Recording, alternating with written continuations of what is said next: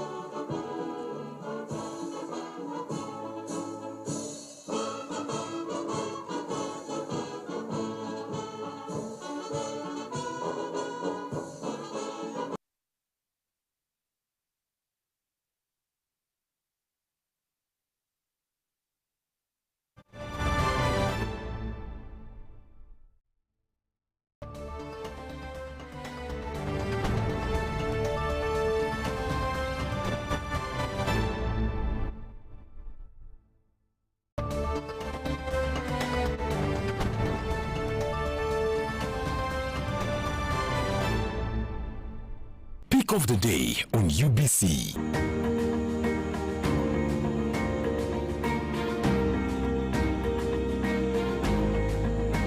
Was brought to you by Get away with MTN Momo Advance. Momo Advance tops up your Momo to complete your transactions. Dial *165*5*3# to apply. MTN Momo Advance is always available when you need it. The Ministry of Health informs the public that there are confirmed cases of Ebola in Uganda. We, however, urge the public not to panic as the situation is being managed. The Ministry of Health further reminds the public to be on the lookout for any persons who may show signs and symptoms of Ebola. These include high body temperature, abdominal pains, diarrhea, vomiting, bleeding from the body openings such as the nose, eyes, and mouth. Please inform the nearest health worker immediately if you see anyone with these signs and symptoms. To prevent Ebola from spreading further, please take the following preventive measures: regular washing of hands with water and soap, avoid handshaking and hugging, avoiding any contact with any suspected Ebola patients. Any person who dies suddenly should not be buried but reported to the nearest health worker or LC1 immediately. For further information, please call the Ministry of Health toll-free number on 0800 100-066 or send a free SMS to your report on 8500. This message is from the Ministry of Health with support from UNICEF and World Health Organization.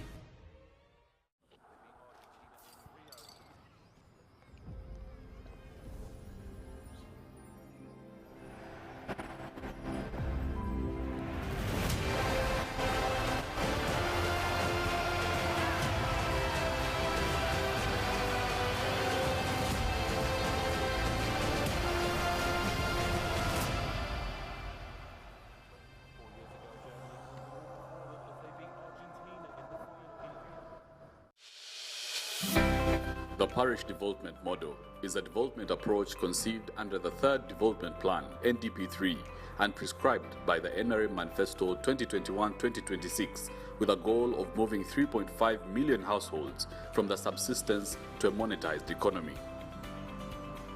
With a fund size of 1.5 trillion Ugandan shillings, the Parish Development Model aims to deepen the decentralization process, improve household incomes, enable inclusive, sustainable, balanced, and equitable socio-economic transformation.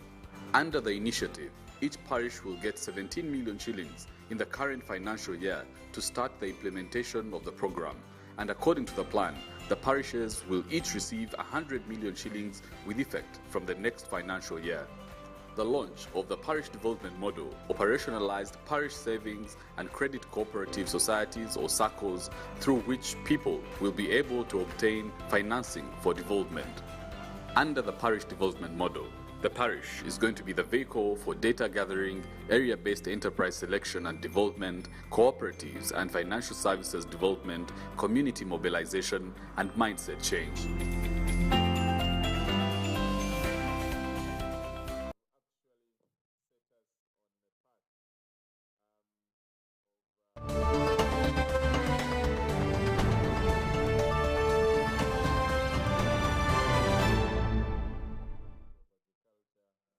Honorable Bueno, you're most welcome. Ladies and gentlemen, allow me officially now welcome the third Deputy Prime Minister, the Honorable Rukia Nakadama, amidst us to officiate at this discussion. You're most welcome, Honorable Nakadama. Let's give her a good clap.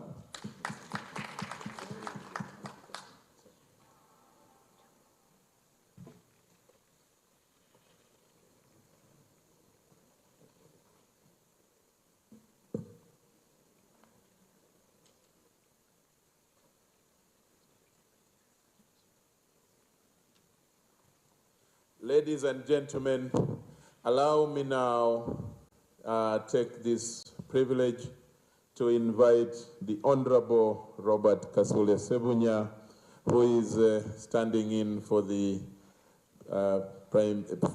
Permanent Secretary in the OPM, to come and officially welcome us to this place. You're most welcome, Honorable. Let's put our hands together to welcome him. And then I will request Honorable Sebunya to invite the Honorable Bueno of Ministry of Agriculture, who will then invite the Deputy Prime Minister to give her opening remarks. Thank you.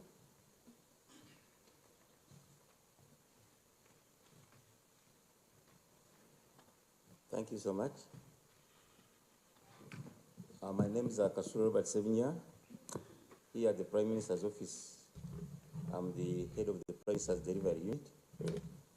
I represent the PS today at this dialogue. Right Honorable Deputy Prime Minister, the State Minister for Agriculture, somebody representing the Minister of State for Primary Health Care, our friend, the FAO country representative, government officials present, distinguished participants, the media. I thank you came early. I thank you so much. And all distinguished participants.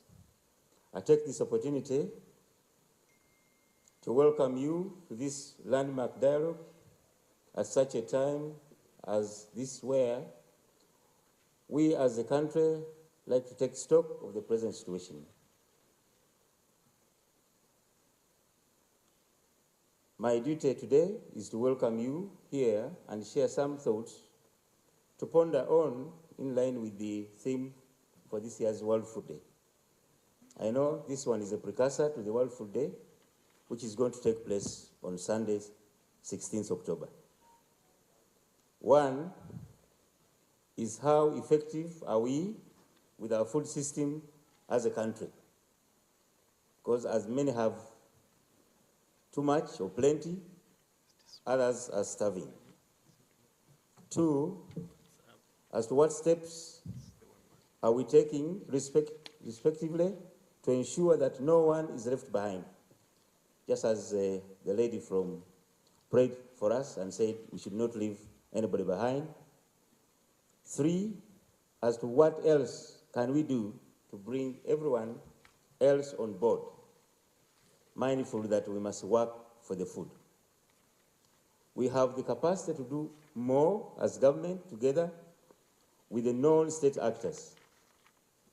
And I pray that we will harness it, and at the end of the day, we'll all know more we'll know more regarding our next steps to follow.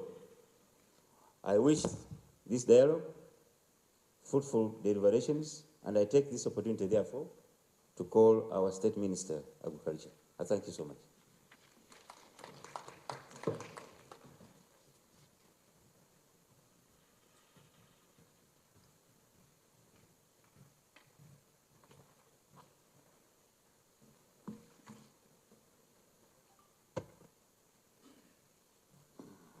The Right Honourable Deputy Prime Minister,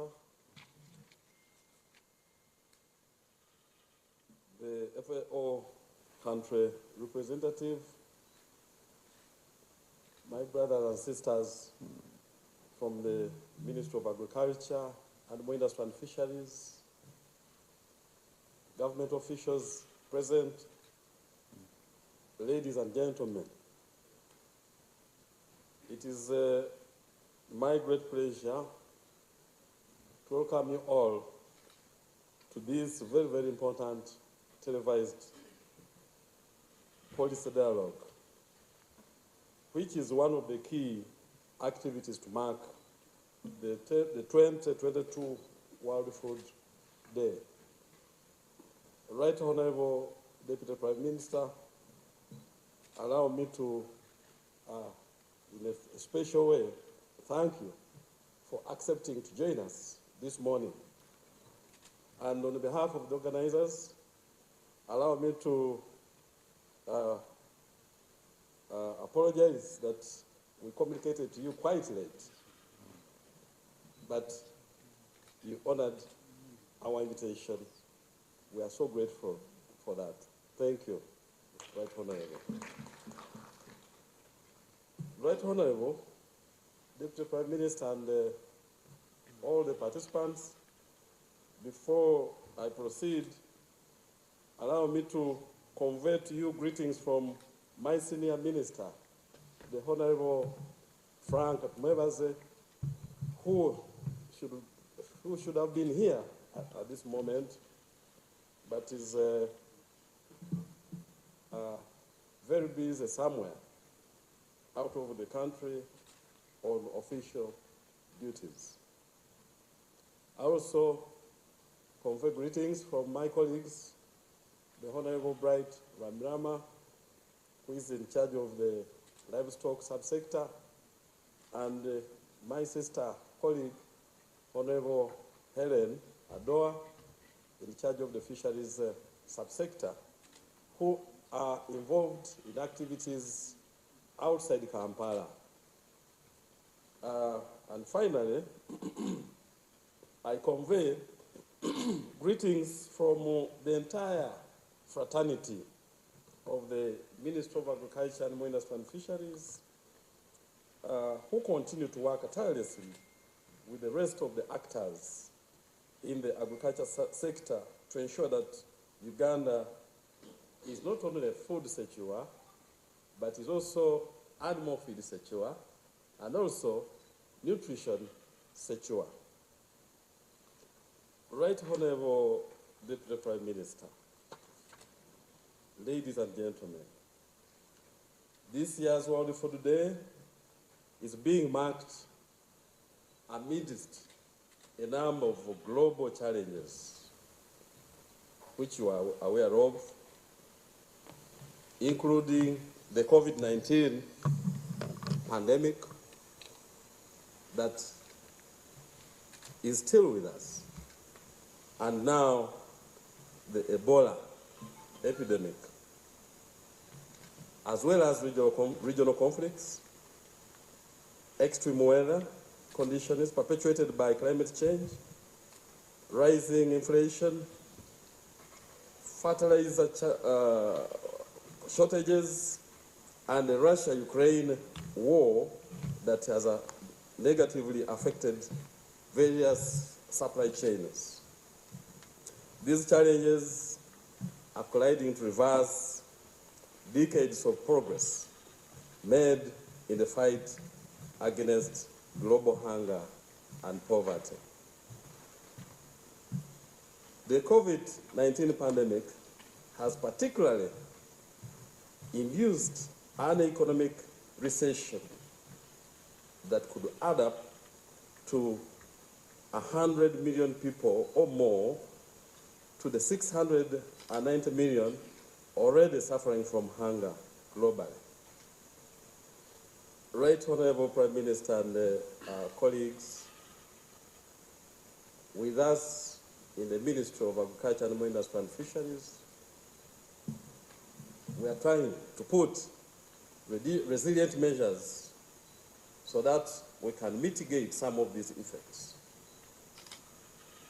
And our philosophy is that we have to combine food security, animal feed security, nutrition security, together with income security.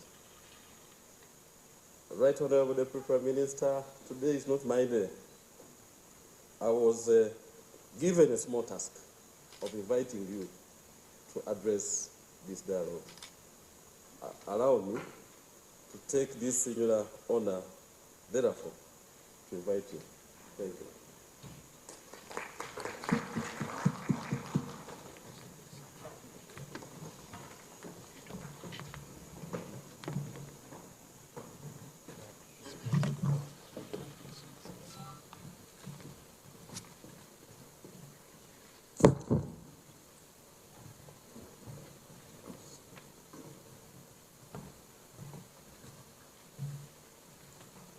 Thank you, Honorable Minister.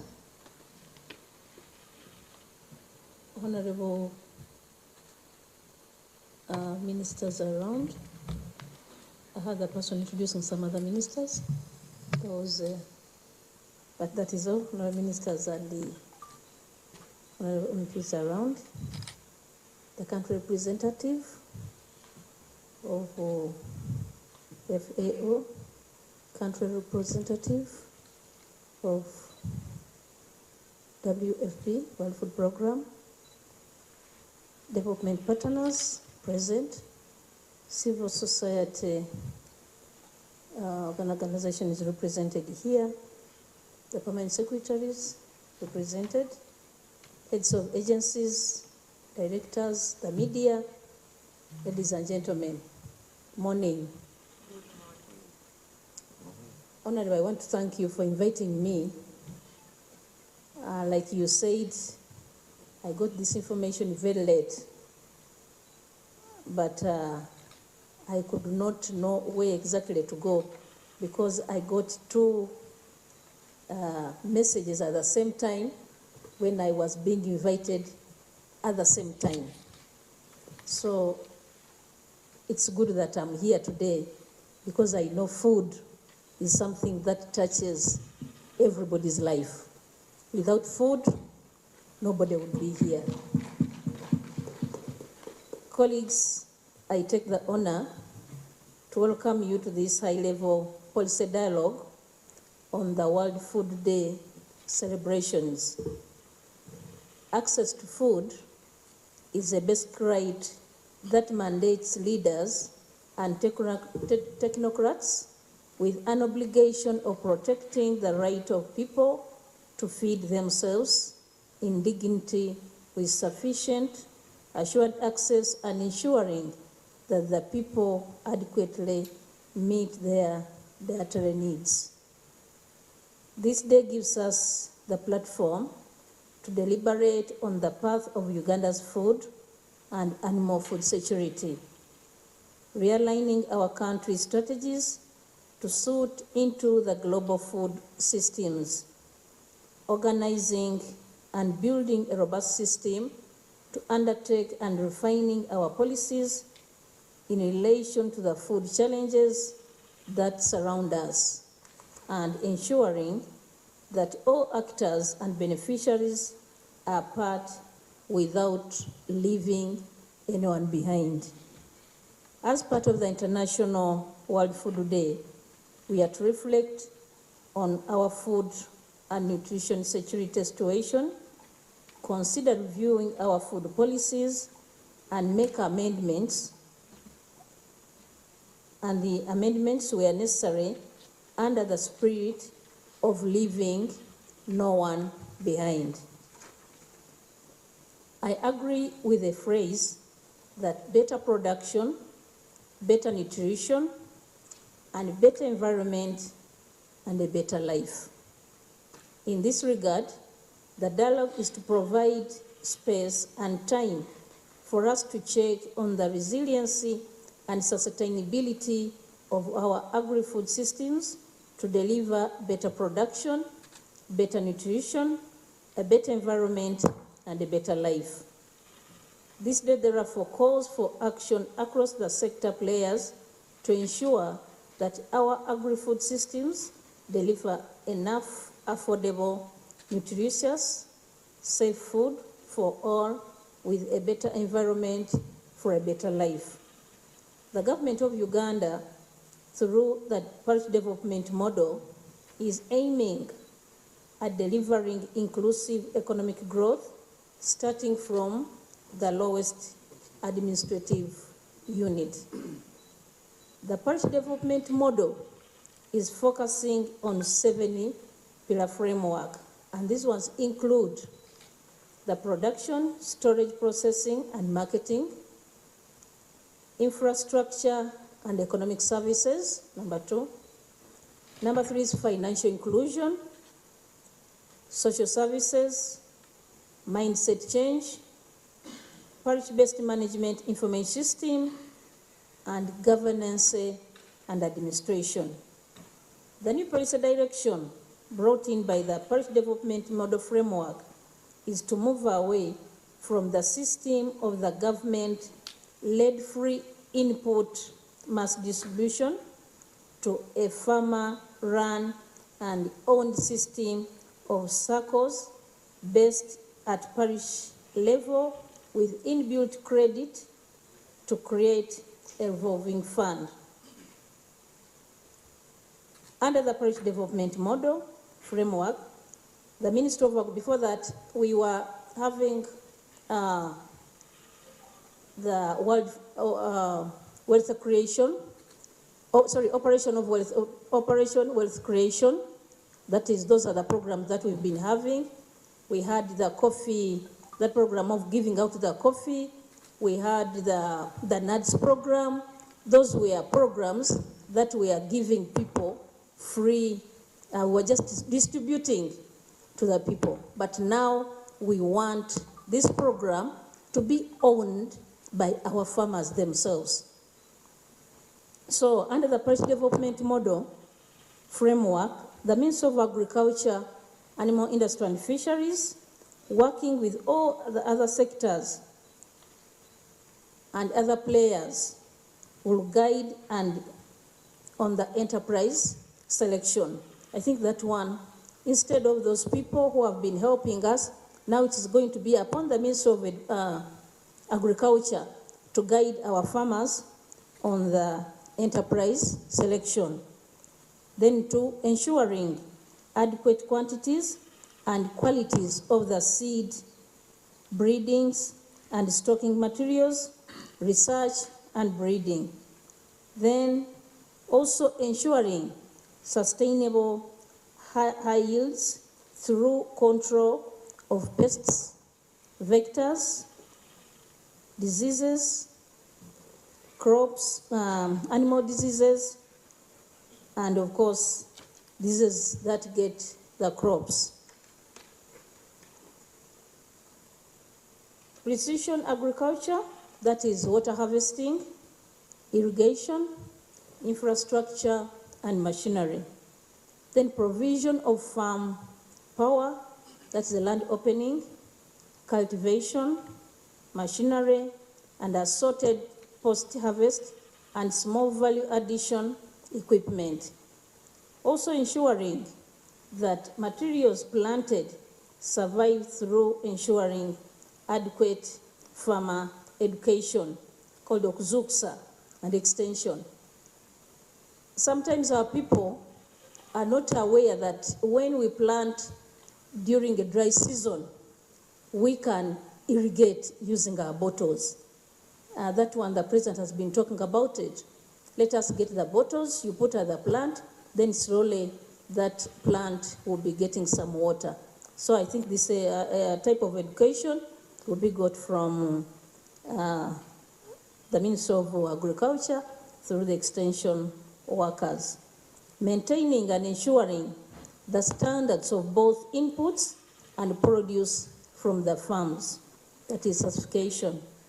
Ensuring that there is proper post-harvest management to avoid pre- and post-harvest losses. Supporting primary processing through and assorted equipment to address specific value chain needs. Supporting medium to large scale model. This creates effective demand, that is market, for the small scale and intensive farmers. And lastly, to ensure sustainable fisheries, both aquaculture and texture fisheries. This sector will use available sector grants to support the cost development model implementation, which are both at the central government level and the district level government. The agro-industrialization is aligned to the cost development model pillar 1 objectives. The new zoning strategy has been developed, which zones the country into 14 zones.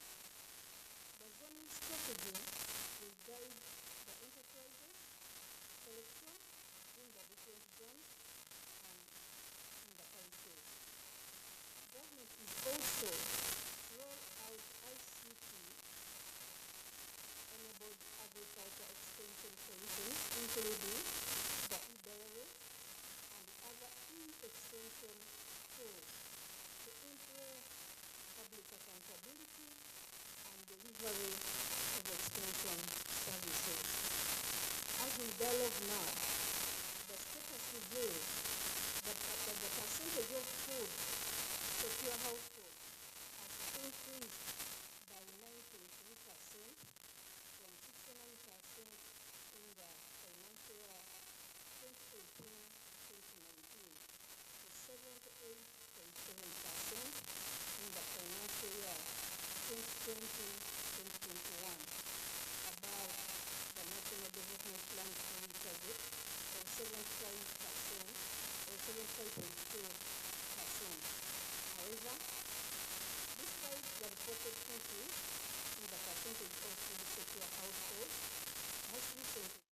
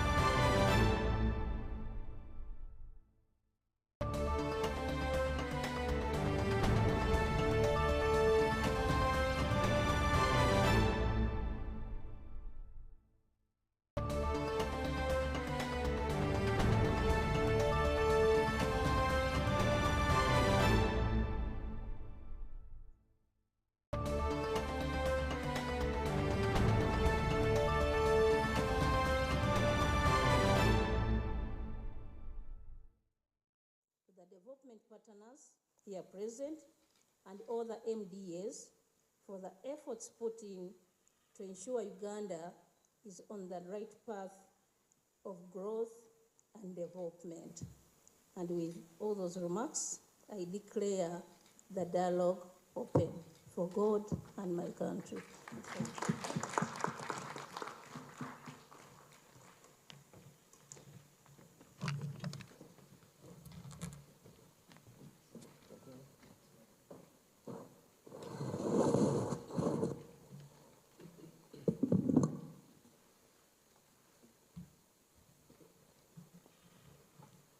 Thank you very much, Right Honorable Deputy Prime Minister, the Honorable Rukia Nakadama, for that official opening and keynote address.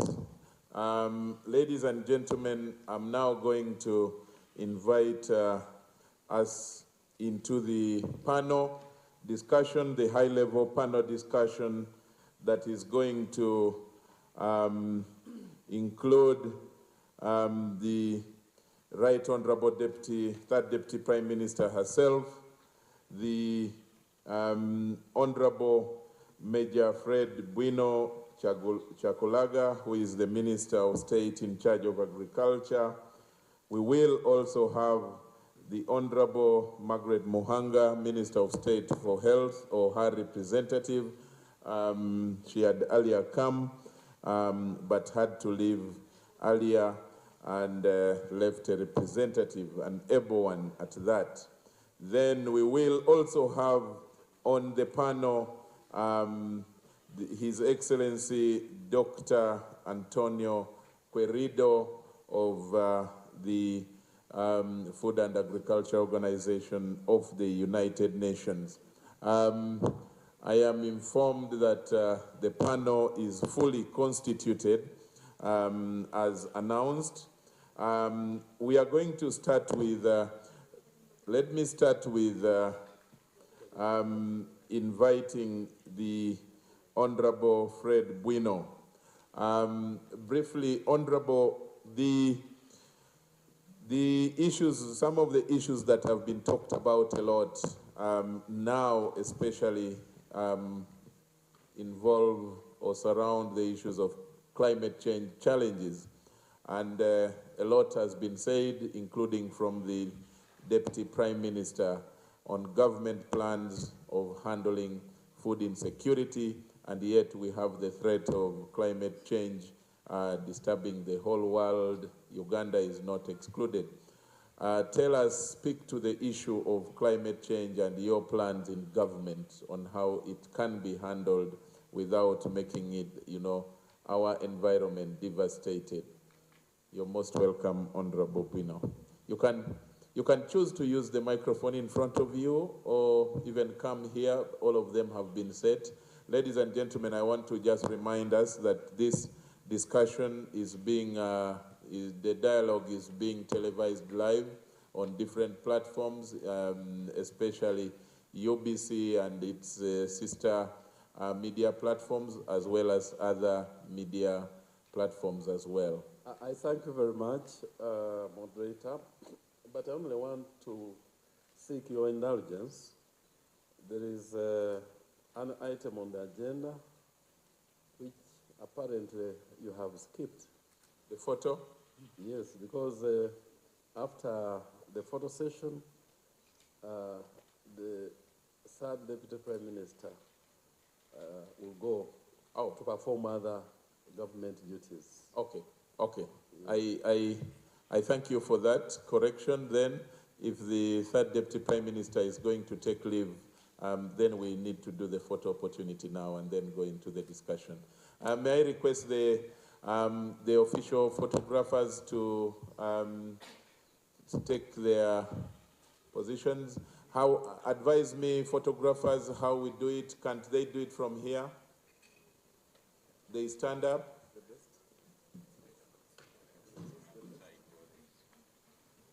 No, not outside, because I need these banners to be in the picture. We can do it here.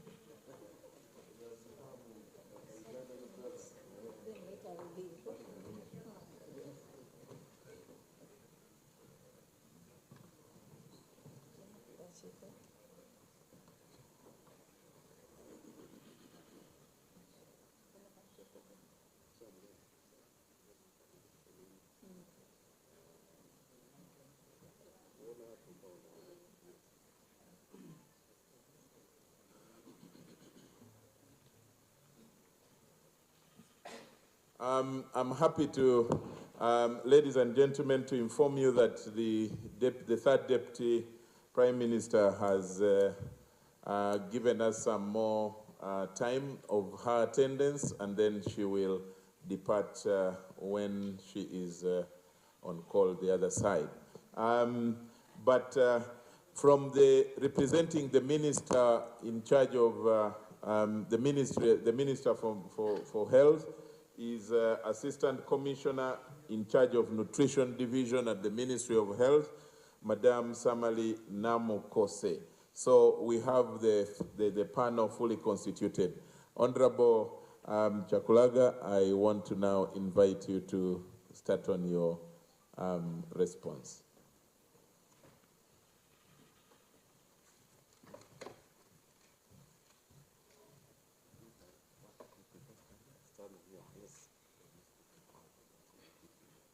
Okay. Thank you very much, moderator. Right Honorable Deputy Prime Minister, once again, I thank you for giving us a little more time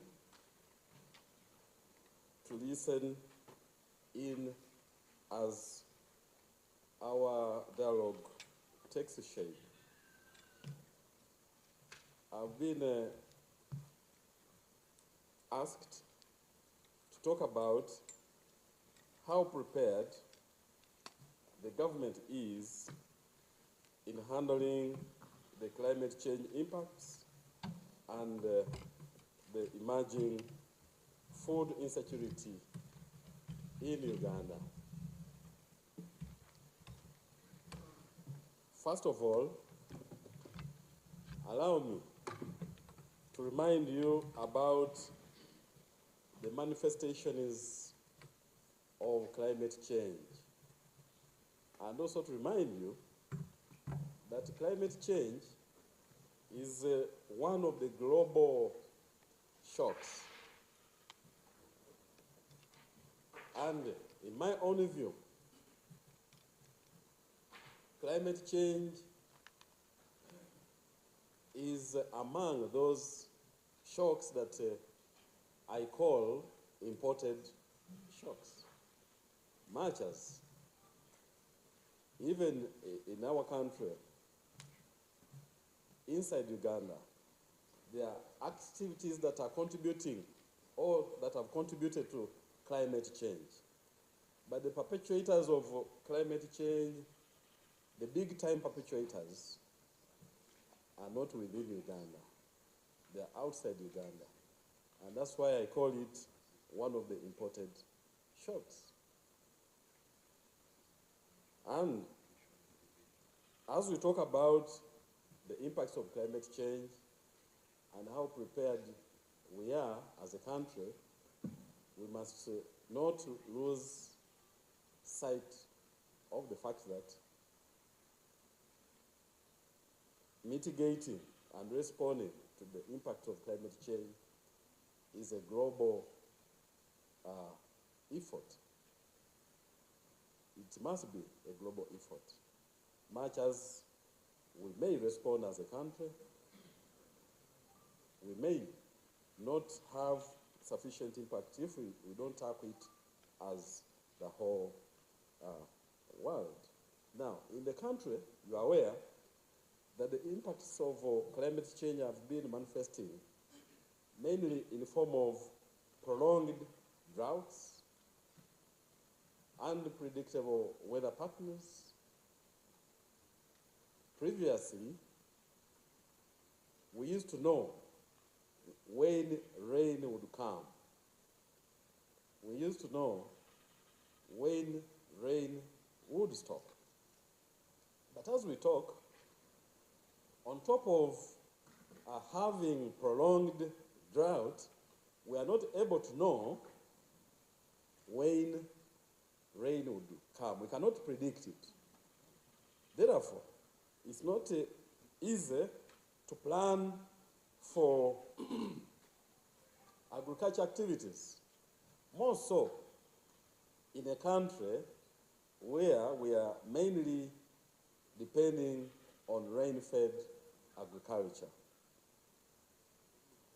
On top of the unpredictable weather and prolonged droughts, we have seen frequent and very severe incidences of floods. You remember what happened recently in the areas of Bujisu, in Imbale, where a lot of property was lost, a lot of life was lost. Similar cases of floods have occurred in various parts of the country. They've occurred in Kasese, they've occurred in northern Uganda. A few weeks ago, I came to learn about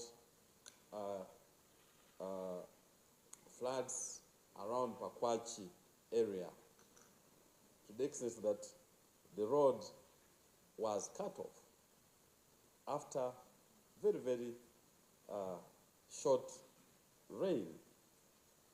We have also witnessed cases of landslides and effects of these instances of landslides.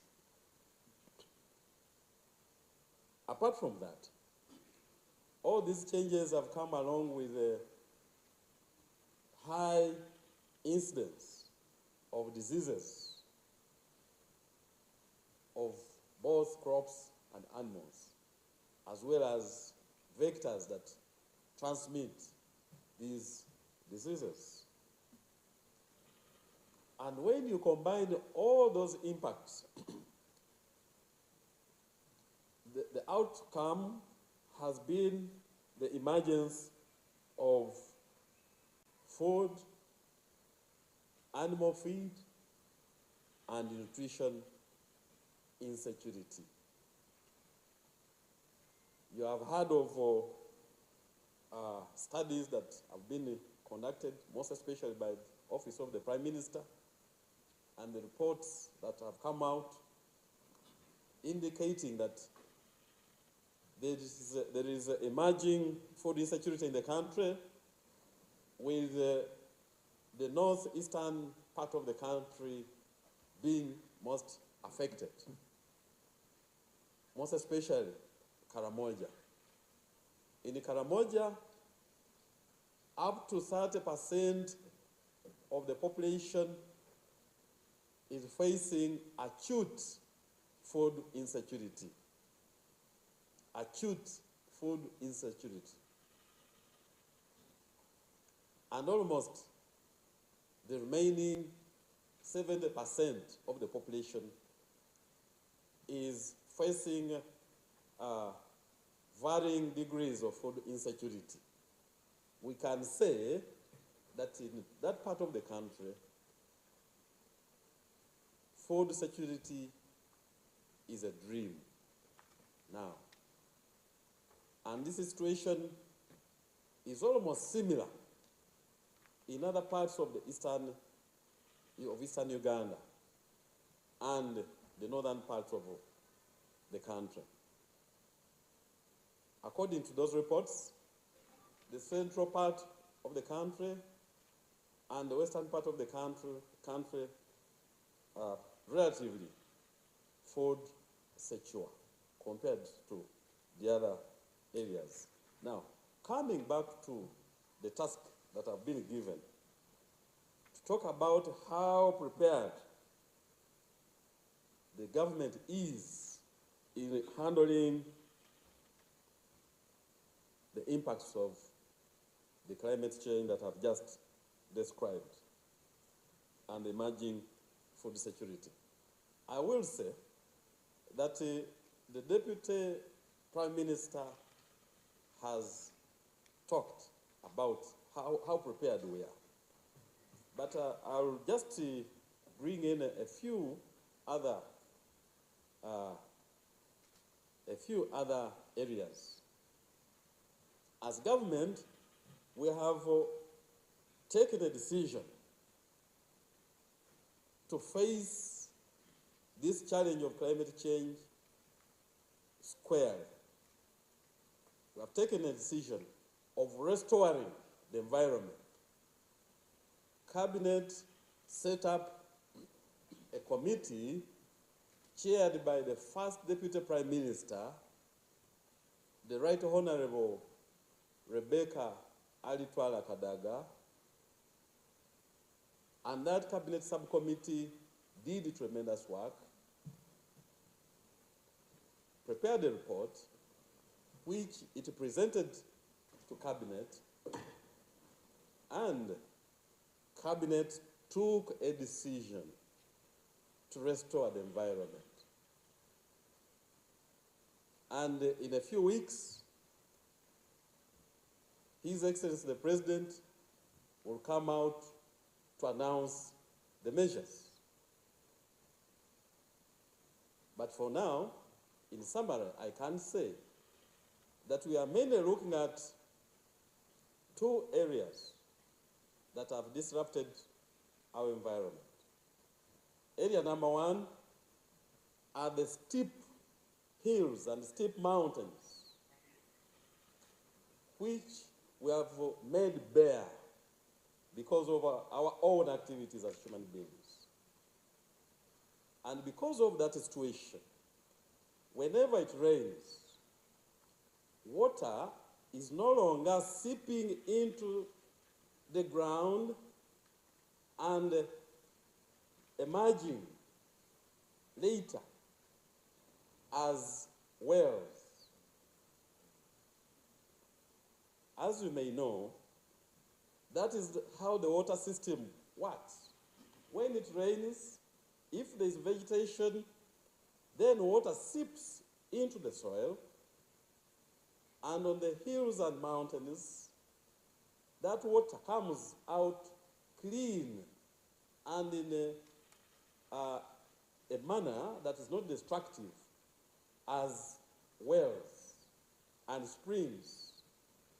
And these springs feed into swamps, and swamps feed into rivers, and rivers feed into lakes. As long as that system is intact, then it means that the water will form a cycle. When it rains, it follows that movement as I've described, and later on it will evaporate and go back and form clouds, which clouds will form into rain, and the cycle continues. But we have disrupted that cycle. We have cut all the trees. We have removed all the vegetation because of our activity. And the government is saying that must stop. And the government is going to announce drastic measures in that direction. The second intervention is to tackle the destruction of wetlands in the form of growing paddy rice. The government has taken a firm decision to stop forthwith any kind of growing of rice in swamps and any other activity in wetlands. And we are going to enforce it. So that's the first line. That's the first defense. That's the first preparedness that the government has taken. And we have decided to take that direction because it's the sustainable way of dealing with it.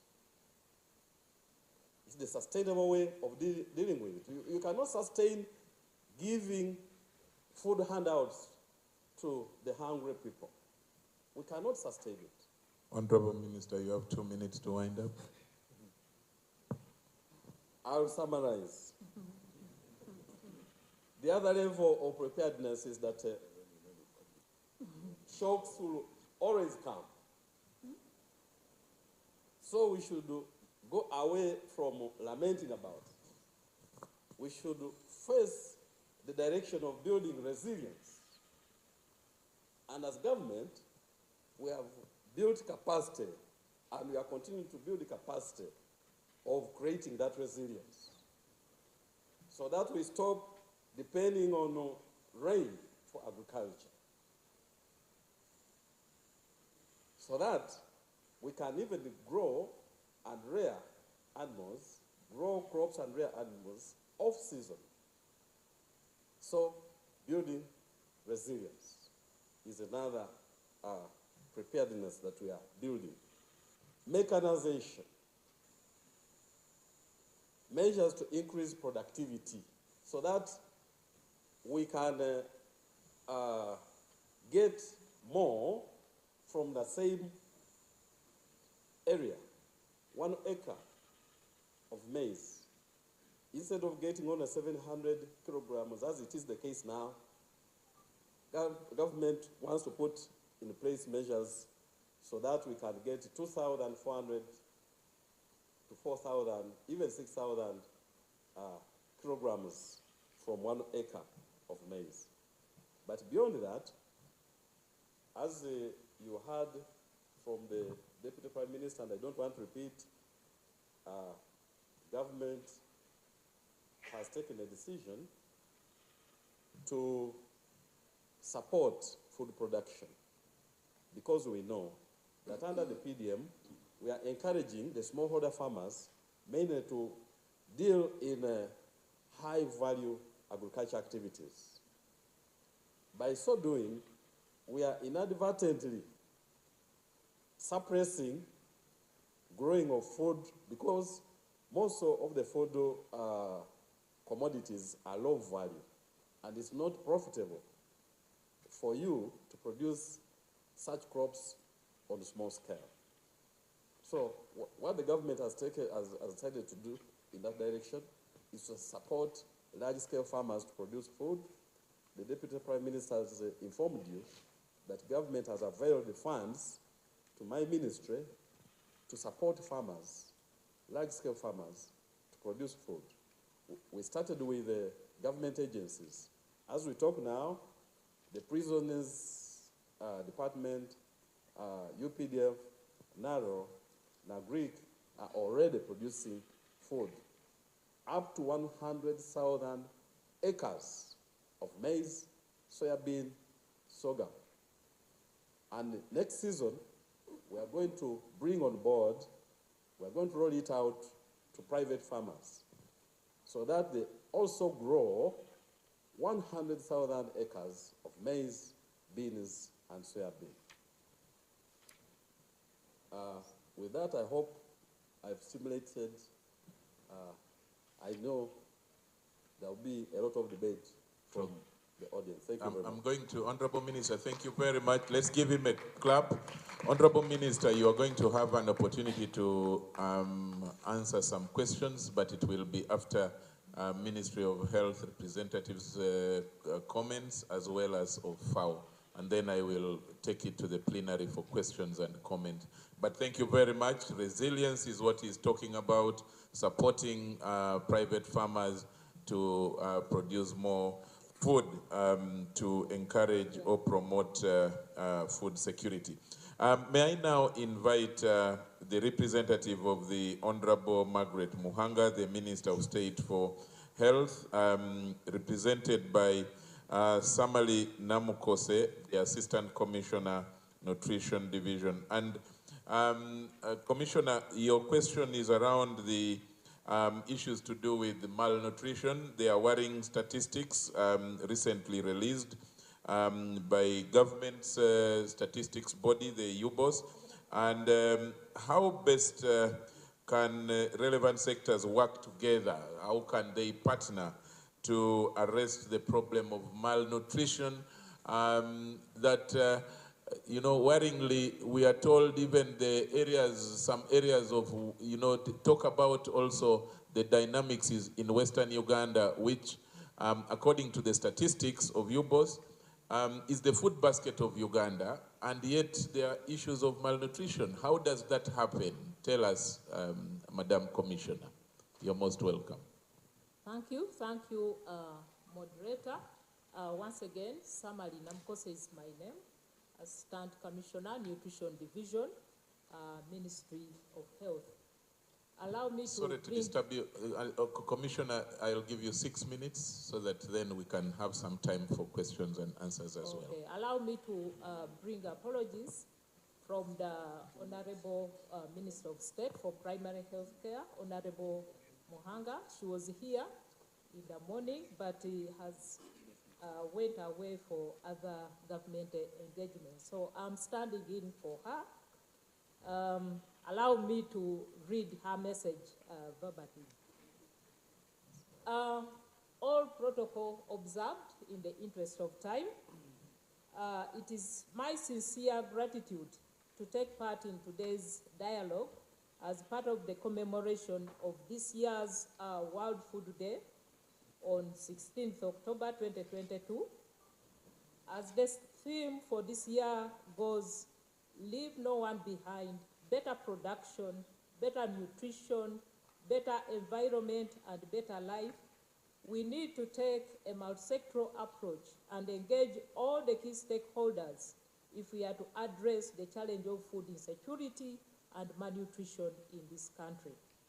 The question that was given to us was, with these current statistics on malnutrition, how best can relevant sectors work together to arrest the problem of malnutrition?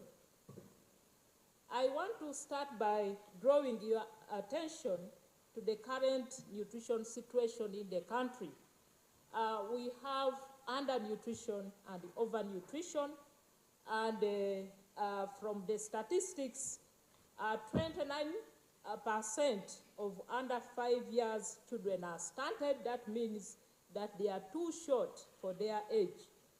5% are wasted. That means that they are too thin for their length or height. 11% of them are underweight. And we have 53% of these children being anemic, and 32% of women of reproductive age being anemic. Much as we talk about the undernutrition, the country is also facing a challenge of overweight and obesity, and this is a precursor for non-communicable diseases which are rising, which are on the increase in the country. And as we talk, we have 4% of the children under 5 being overweight, 24% of adult women being overweight, and many other statistics which I may not mention in the interest of time. These figures are an indication that there is really a very big battle for us to fight. I'm happy to note that through the Office of the Prime Minister, we developed and launched the Uganda Nutrition Action Plan, and this plan actually spells out interventions for each of the sectors. I want to say that interventions in this plan have been designed to address the immediate factors to malnutrition, the basic and the underlying causes of malnutrition. Our Ministry of Health is handling the nutrition-specific interventions, and these interventions that address the immediate causes of malnutrition. We have other sectors that focus on nutrition-sensitive interventions, and these, of course, the determinants include the food insecurity, the care practices, access to health services, and hygienic conditions.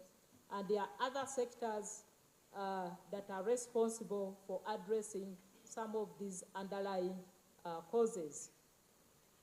As far as malnutrition is concerned, I want to say that as Minister of Health, our aim is to ensure that we reduce all forms of malnutrition, and we have key programs to address this malnutrition. we have a program that addresses the nutrition of mothers, infants, and young children. We also have programs that aim at preventing and controlling micronutrient deficiencies. We have programs that also aim at managing malnutrition. We have programs on food safety, nutrition management of communicable and non-communicable diseases, nutrition in emergencies. You've been hearing the previous speakers talking about Karamoja. We are there intervening, the school feeding program, the social behavior change communication, nutrition logistics and supplies, nutrition surveillance and information system, because this is really very, very important. And we are working together with the other sectors on the multi-sectoral project on food and nutrition. As you can see, health has a limitation, and there are other duty bearers that should be responsible for food production, water security, socioeconomic empowerment, the gender mainstreaming, land use management, to mention but a few. This calls for all government ministries and departments to work together in addressing this challenge. And what I want to bring to this meeting, the areas where we can work together, and one of them being joint planning and resource mobilization. This is really very key. The issue of coordination is very, very important. And I want to say that the Office of the Prime Minister should be calling the various sectors frequently to discuss issues of food security, issues of nutrition. Partnership and networking is very important, information flow and sharing, and then the joint monitoring and evaluation for common results. I want to conclude by saying that teamwork divides the tasks and multiplies the success. Thank you very much.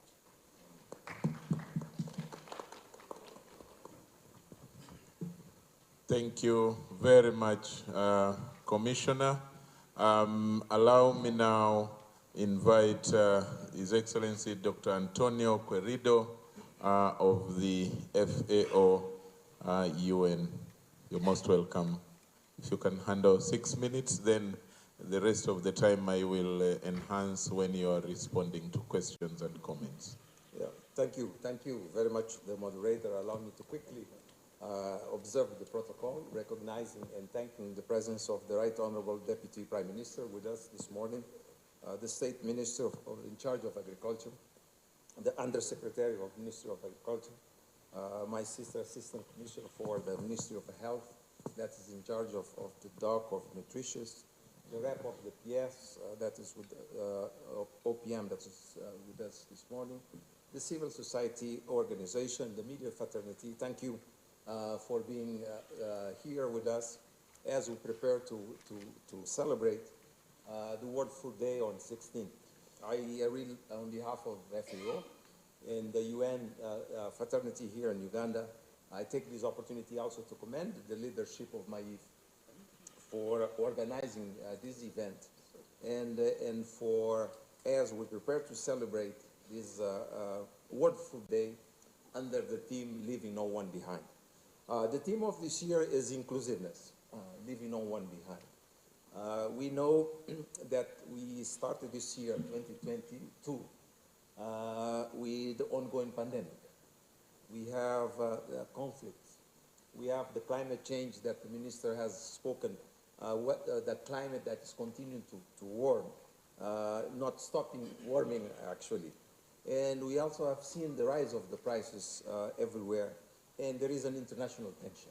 So as we celebrate this World Food Day under the theme of inclusiveness, it is an opportunity for us to think of a better world, a world that is just, a world that provides sufficient food for everyone.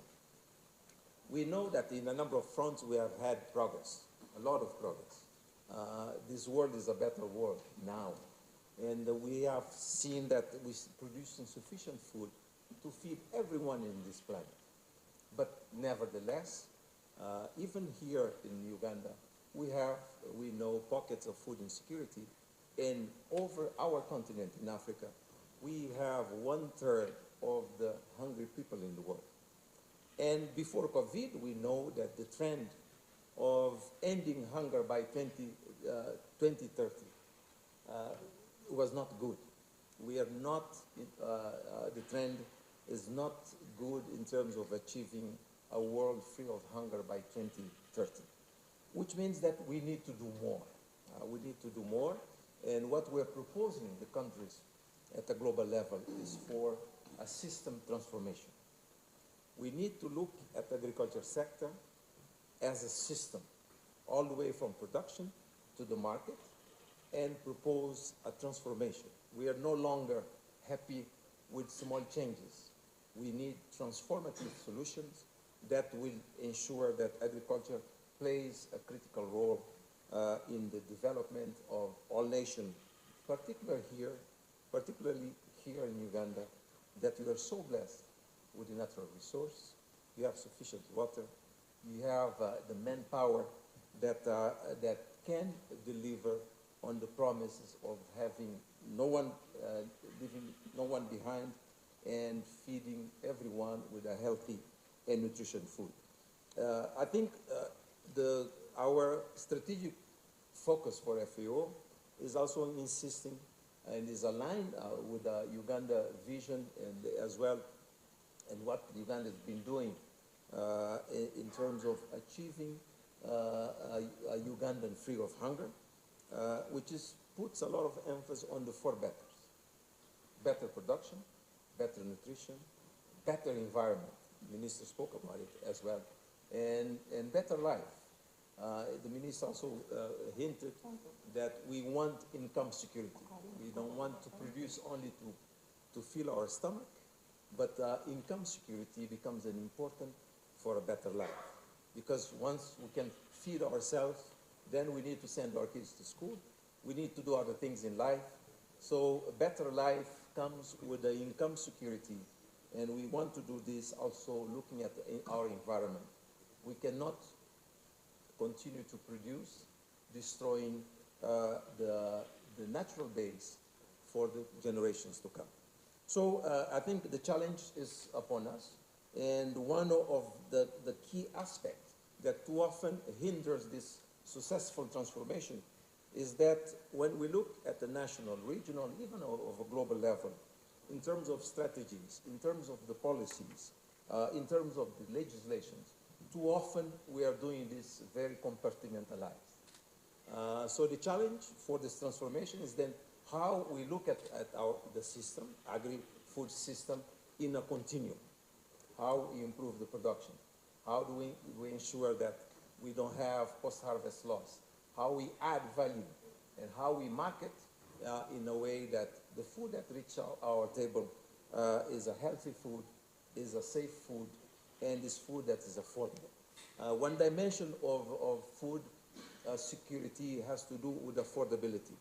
And for us, as we look at the increased prices, this is a matter of concern. And because affordability, we may have sufficient food, but if it's not affordable, which means that a number of family and household may not be able to put food on the table. So affordability become important as we continue to promote a food system that is inclusive for all of us. I don't know if I should address the question or now in terms of what Uganda should do in terms of this transformation. Yeah, you can throw in your thoughts. What I really want to say in terms of quick my thoughts, and also linking it to the research component, science, technology, and innovation, I think all that I'll be saying is Uganda is already doing. Probably I will not say anything new, but what I will emphasize that Definitely the Ugandan vision is clear when it comes to agri-food system transformation. We see it also on the NDP 3 that propose an agro-industrialization, which provides a clear roadmap how Uganda can transform its agri-food system. There is focus on the smallholders, moving them from subsystem to commercial. There is focus on value addition and the increased productivity, and also there is focus on the resilience of the household. So those are critical and important for the transformation that is needed here in Uganda. A few enablers of this transformation. One has to do with the inputs that are offered for agriculture, inputs in terms of its quality, inputs in terms of its quantity, input in terms of its affordability. You know, a bag of fertilizer in the U.S. costs, a bag of 50 kilograms in the U.S.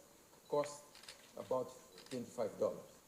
In sub-Saharan Africa, the same 25 kilograms is over $15. So affordability of inputs is important.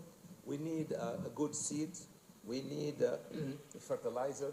And here, I think Uganda and the rest of Africa must think in the possibility of producing our own fertilizer. Having a dependency on the external production of fertilizer, we have seen the situation in Ukraine is affecting the food price because we've been so much dependent on their fertilizer. We have the raw material, we have the capacity also to produce fertilizer in our continent sufficient to our farmers. We need to look at agrochemicals. I think this is important for food safety and food quality.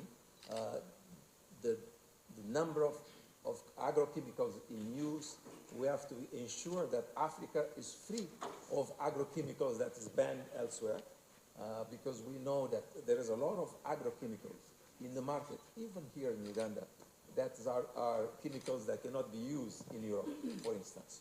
So when it comes to input, we need to definitely, for this transformation, see how the quality of and quantity and affordability of this input is of paramount importance. We need to invest also on farmers' know-how.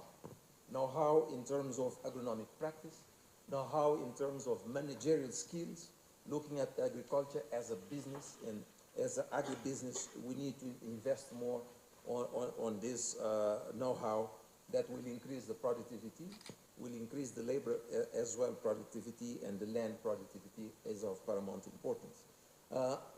I commend the Ministry of Agriculture for the push now on mechanization.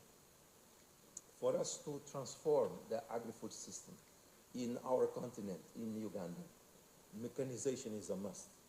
We've been talking about this for so long, but still the level of mechanization in our continent is low, is abysmal low, is so low. The last statistic that I saw here in Uganda, you have about 9 tractors for 100 square kilometers. I think this number is improving now, because I've seen the Honorable Minister distributing a number of tractors. But we need to do more when it comes to mechanization.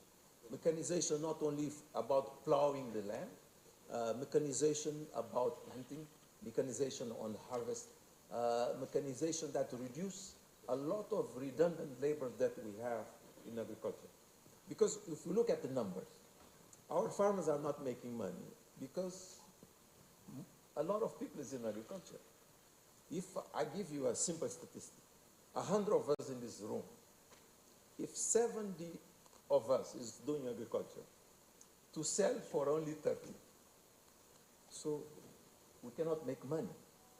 So we look at the mechanization as a way of reducing the redundant labor in agriculture and push this labor to other parts of the agri-food system. We want the youth of Uganda to work on agri-food system, but in a decent job. We want our agriculture to be efficient and with less people, but efficient to compete also with other markets. The trend is good, Honorable Minister. We saw that not too long ago it was about 76. Now we have reduced to around 60.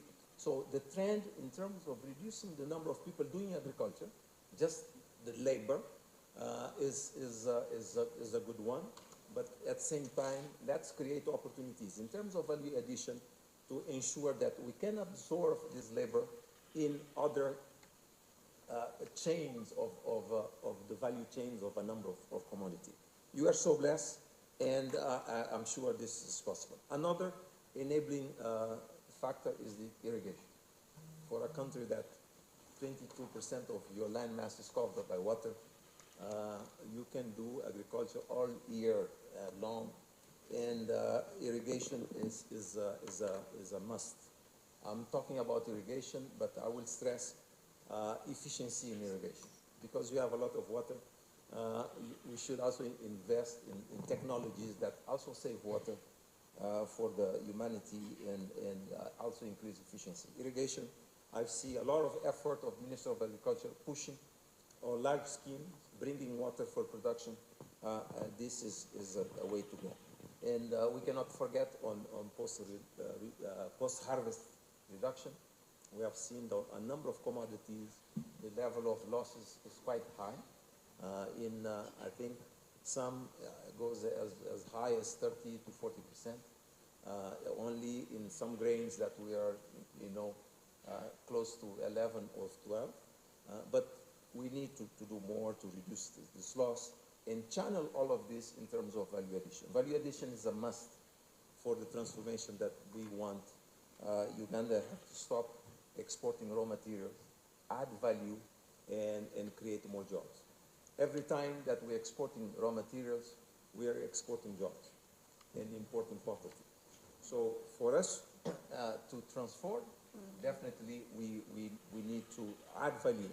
And for this to be possible, I should call for a huge investment in the agriculture sector. This is a sector that needs investment, serious investment, in terms of looking of ways for it to become sustainable. With the way it is, agriculture is already contributing to 24–25% of Uganda GDP, and is a major contributor to foreign exchange earning, just with this level in investment. Imagine if we increase this investment, imagine if we add value in all our commodities, because in all 18 commodities of Uganda, all of them are marketable, and the market is out there for the benefit of the people of Uganda. Lastly, is just a word on the research, and because of, I think, research and technology is of paramount importance. Here, the call for the academia and also the researcher is to see how we think about research that is a research not for the sake of doing research, but is a research that's addressing a results-oriented research, is addressing a market-oriented solution, a research that brings society transformation as well. For that, money is required as well. So far, there is a lot of dependency on external financing of our research, not only here in Uganda, but throughout our continent. The challenge is then how we look at research as an important component for the agri-food system transformation, empower our research, linking the research also to the teaching, and to ensure that our graduates, they're not doing the research just to get a degree, but they are doing a research that is contributing for the society transformation. Thank you. Thank you very much. Very good pointers there. Let's clap for him. Ladies and gentlemen, on the program, if you scan through it, we have about 20 minutes to do questions and comments, but I'm going to reduce it to less than 10, and I take about 3 questions, pertinent ones. Please, can we avoid making long speeches, because The guys who have made the speeches are up there and they're supposed to respond to your questions.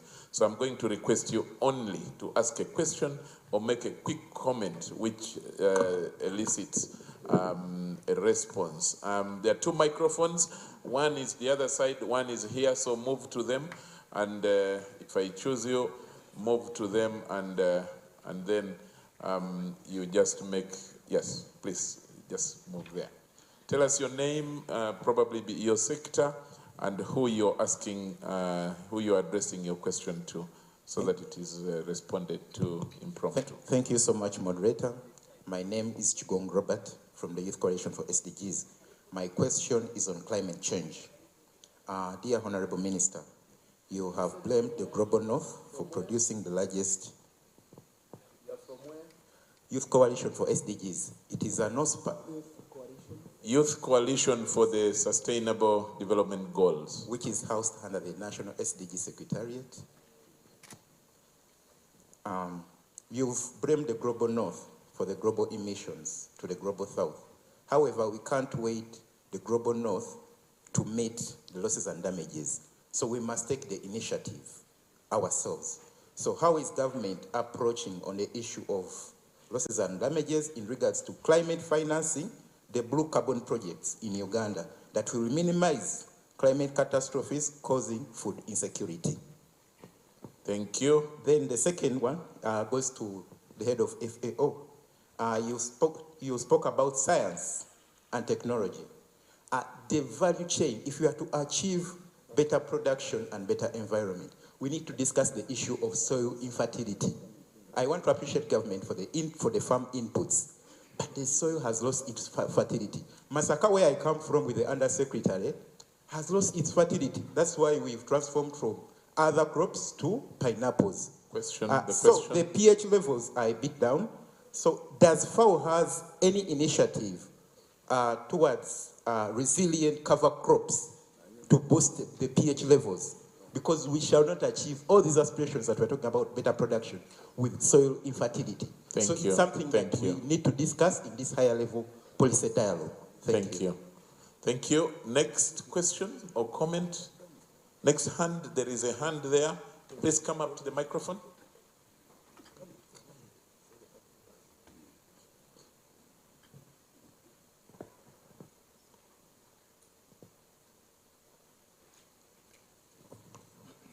Thank you very much for the opportunity.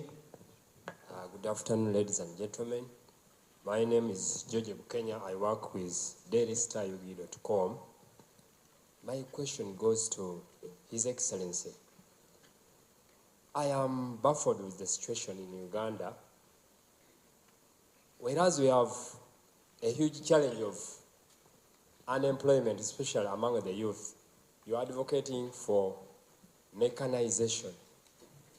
The small economics I have, I studied, shows that when you mechanize, you take away the jobs. I am wondering how it will be harmonized, mechanization vis-a-vis creating more jobs. Another question is, we have a huge challenge of land fragmentation, especially here in the central region. I don't know other regions, but I've moved across the central region. You find someone is owning 1 acre of land, is in a rural area, 2 acres of land. How are you going to help as ministry and Prime Minister's office to help people grow more food for home consumption and yet get also or increase their income? Thank you. Thank you. Technical team, the guys streaming, are there some questions or comments online? We need to share them as well. We have an audience, Right Honorable Deputy Prime Minister, we have an audience which is participating online, virtually, as well as through the broadcast.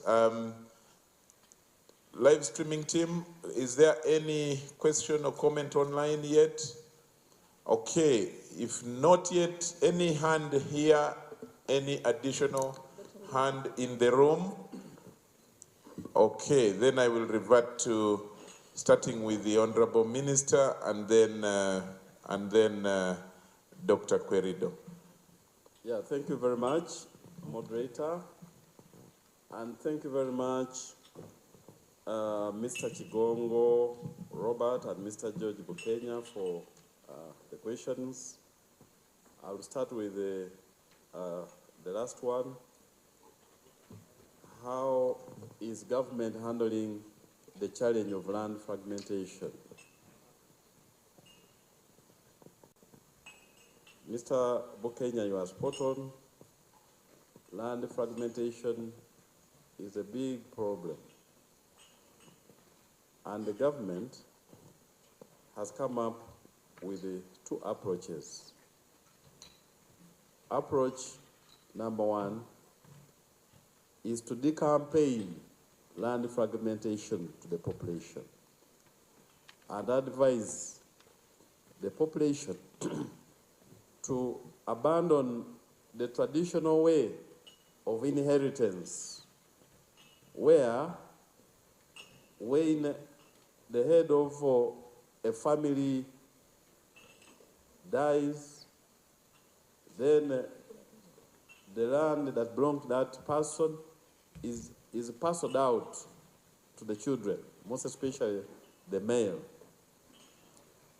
As a government, we have taken a decision to sensitize the population against that practice, in preference to another practice of instead either forming companies or forming circles or cooperatives in the family, so that you don't share the land, but you share what comes out of the land. You share the proceeds from the land.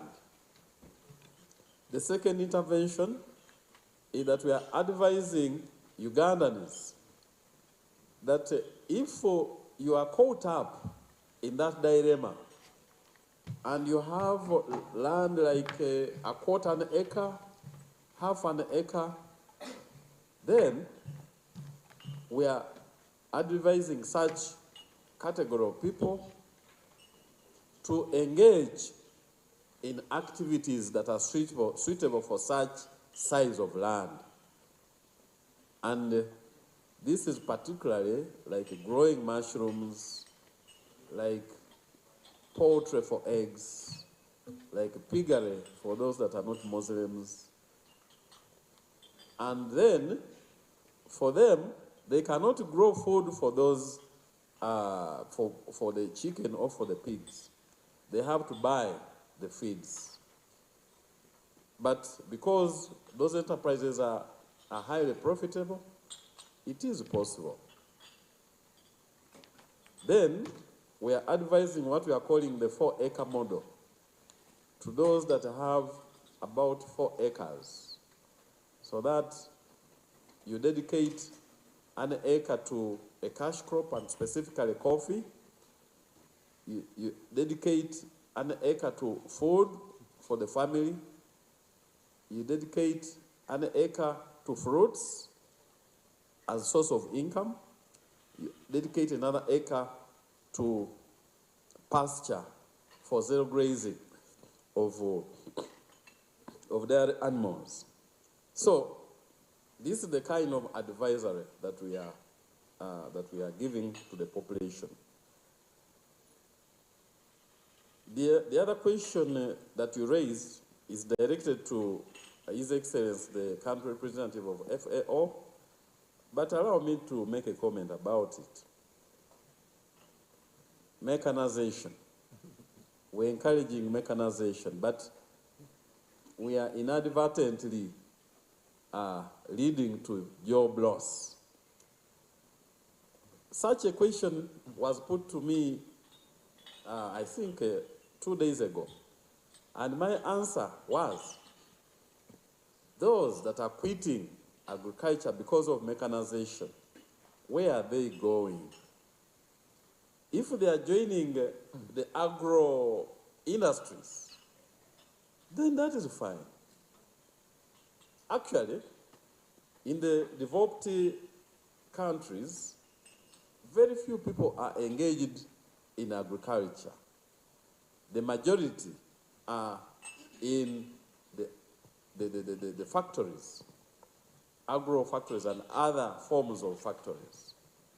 So those that are leaving agriculture, as long as they are going into other sectors of the economy, that is industry, services, ICT, then it would be okay. As you are aware, agriculture contributes about 24% to GDP, and then industry, which is largely agro-industry in Uganda, contributes about 25%. Then the other 50% is coming from either services or from ICT. So as long as people quitting agriculture are joining those other sectors, it is okay. Finally, the question about climate financing. I must say that yes, we must take the bull by the horns. We are not going to wait for the global north to come and repair the damage.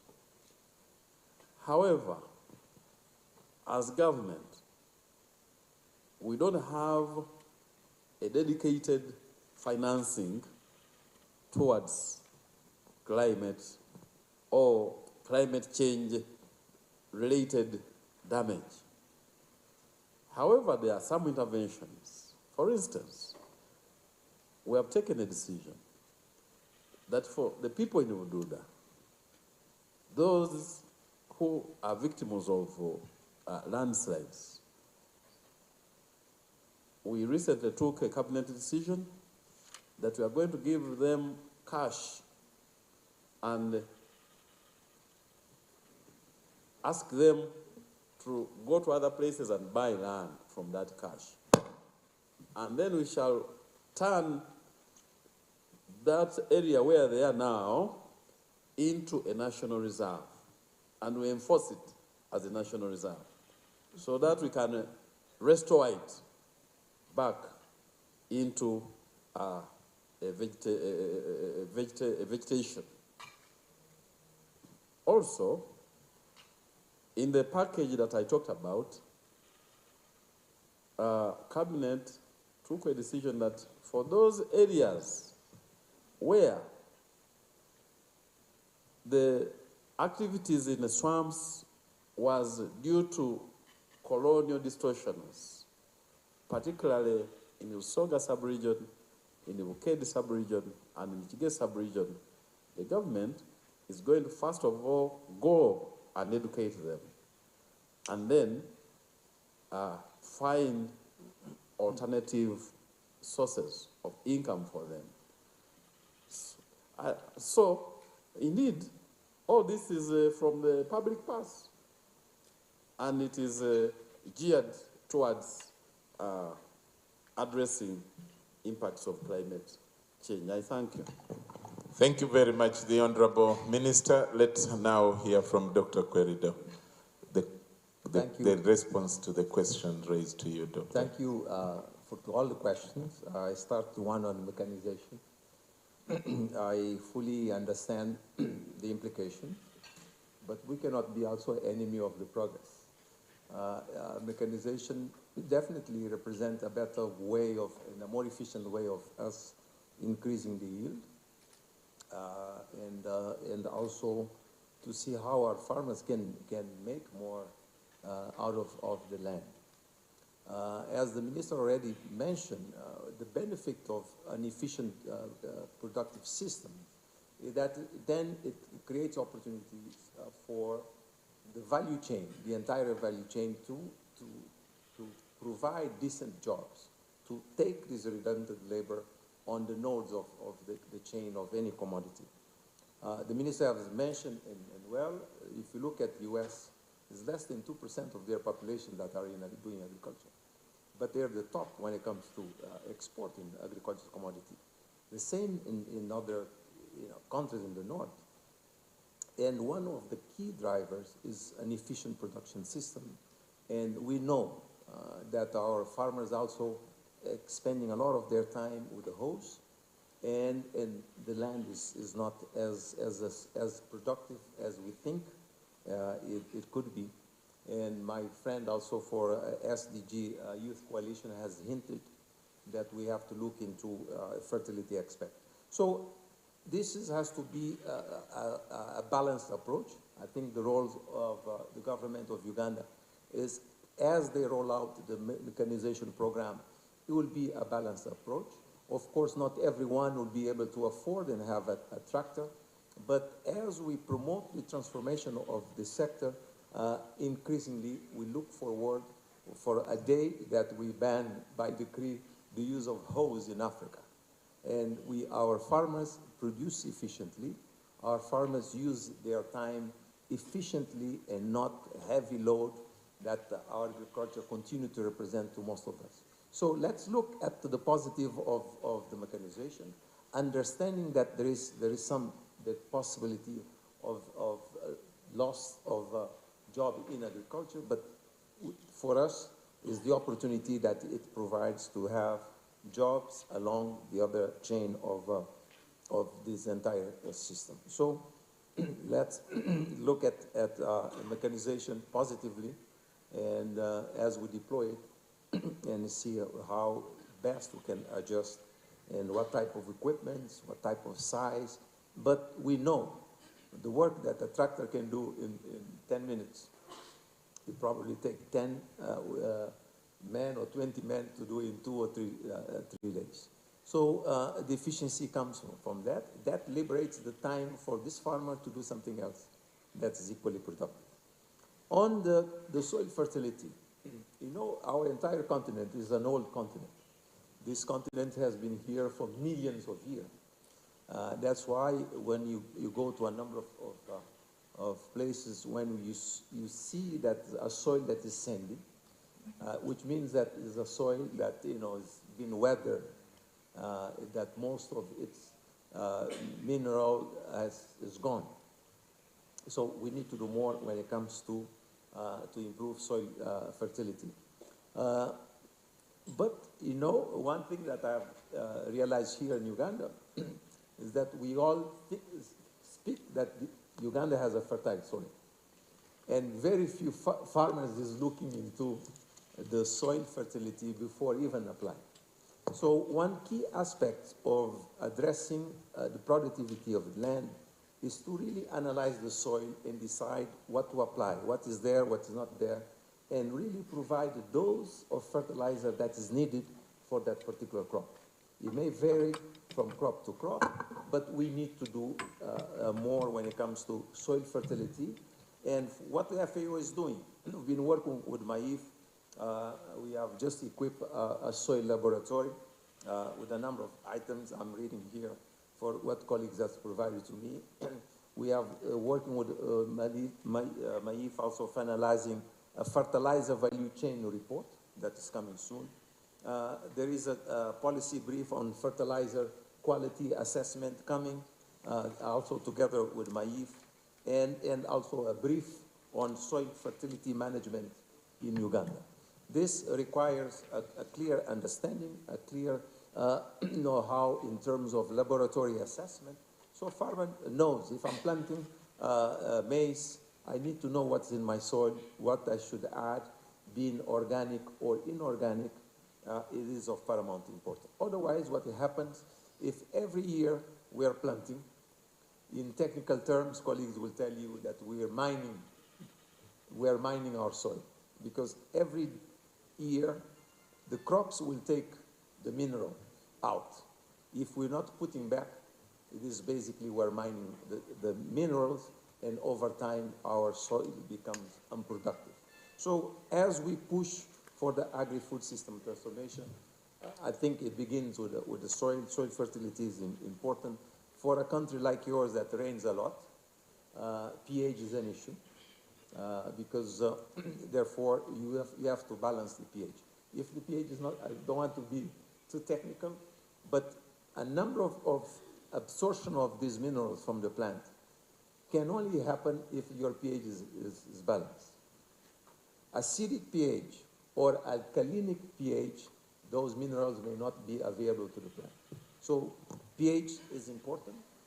You may have a soil that is fertile, but if it's acidic, most micronutrients are not available. If it's alkaline, most of macro are not available either. So pH is important, soil fertility is important, and the work of NARO too, when it comes to crop resistance, is commendable. You should be also acquainted with the work that NARO is putting in terms of crop improvement, that look at the aspect of crops that are resistant to all this negative impact that comes from the agriculture system itself. Thank you very much, Dr. Querido. The U.S. Ministry of Agriculture wants to chip in some more information. Okay. You're most welcome, Mr. Ronald. I just want to emphasize 2 points which my Honourable Minister and my brother Antonio have made. We need to educate the farmers.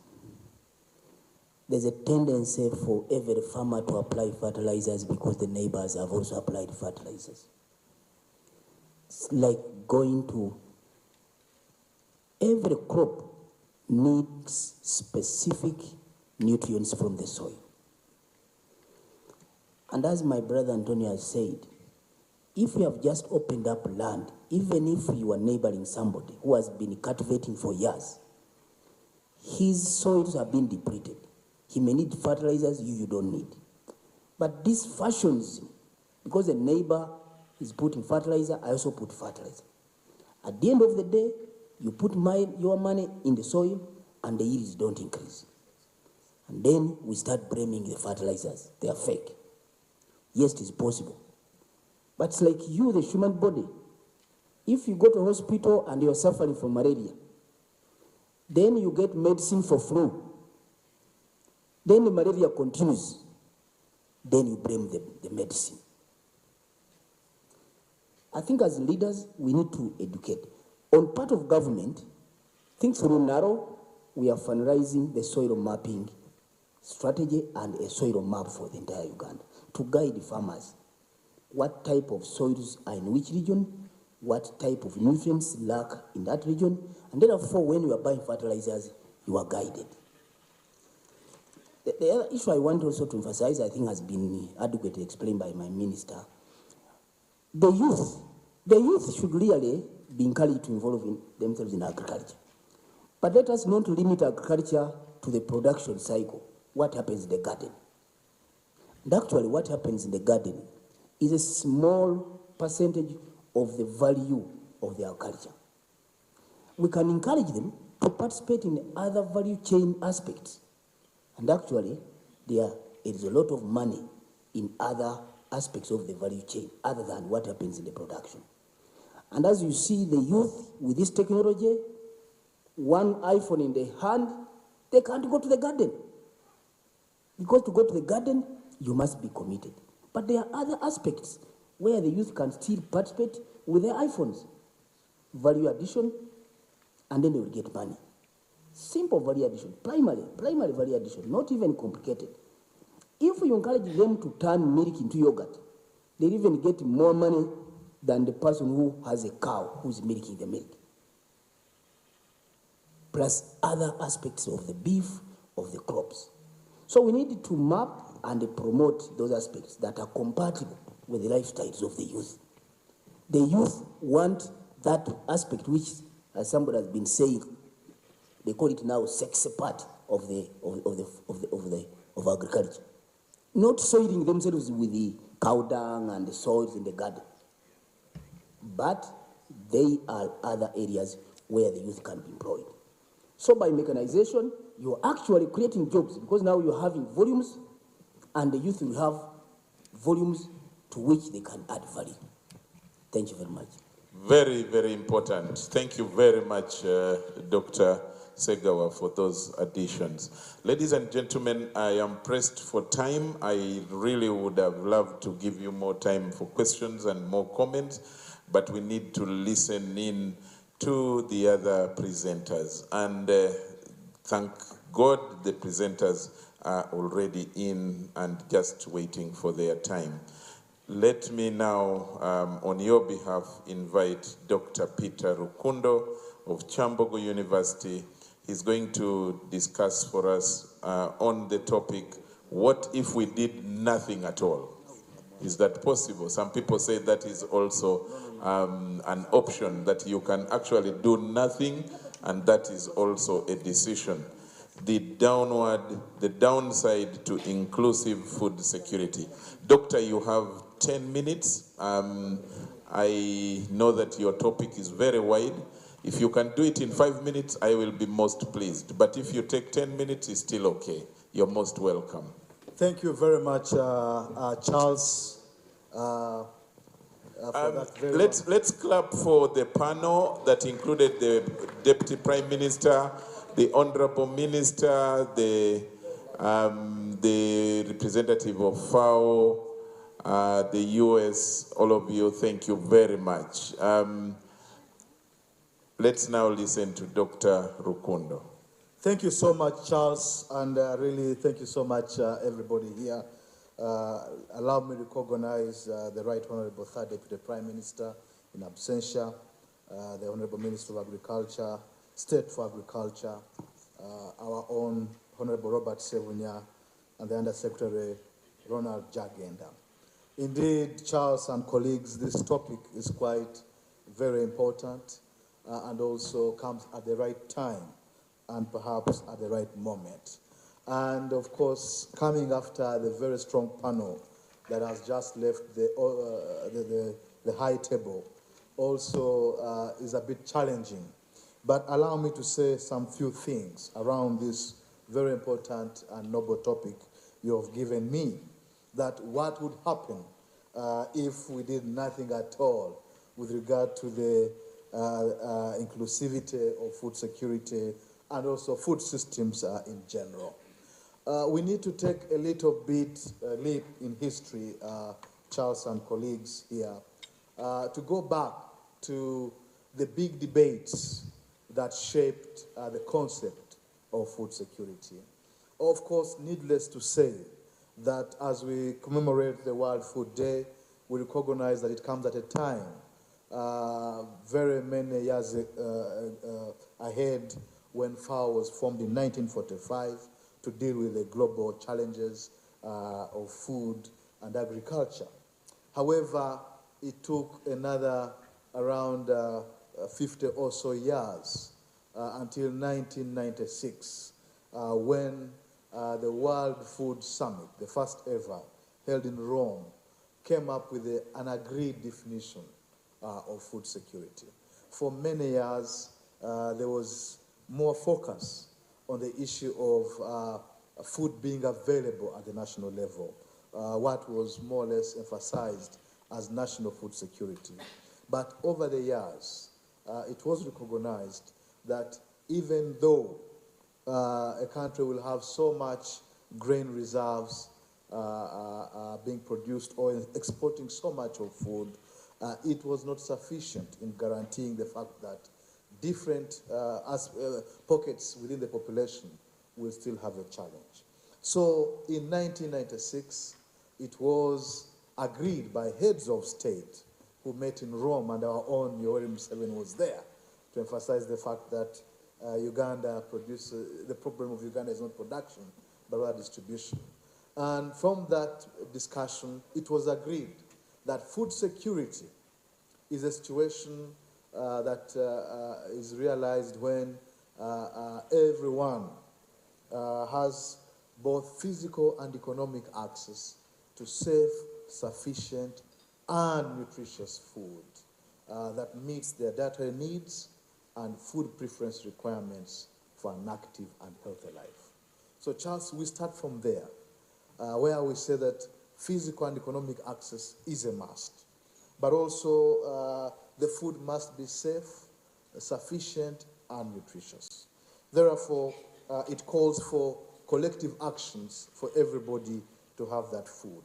But if the process is not inclusive, and inclusive means everybody participating in it and everybody benefiting from it, then we see that there will be a number of negative effects, or what we would call negative outturns in the process. So if not everybody is involved in ensuring that food is available, food is accessible, food is utilized, and there's a stable supply, then we can expect a number of consequences. And I would prefer to call them multidimensional consequences or effects. And the number one effect, ladies and gentlemen, definitely is on the aspect of health and nutrition. We know very well, for many years, there was an assumption that when you have enough food, your nutrition is guaranteed. But then came a time when we realized that food security does not guarantee nutrition. It is necessary, but not sufficient.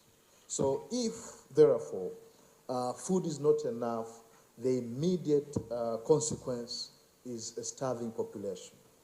And we know very well that starvation definitely breeds malnutrition, it breeds poor health, low immunity, but above all, mortality, which is the highest form of indignity one can expect when there is not enough food to eat. So we see that really the number one effect and the most important one is the negative consequence on health. But beyond the individual who's affected, we must appreciate that food security can have what we call double burden effects. How? In a sense that if you're exposed to inadequate food over a long period of time, and especially in early life, what happens then is metabolic adaptation to having less food. And what we see then is that somebody who's fairly, who's getting less and in adulthood is perhaps exposed to excess like some of us have been, then what happens is that somebody who suffered from undernutrition or undernourishment in early life then will suffer from the other side of malnutrition in later life. And no wonder you've seen some of these very small colleagues of ours back then in school who are now extremely having heavy weight on them.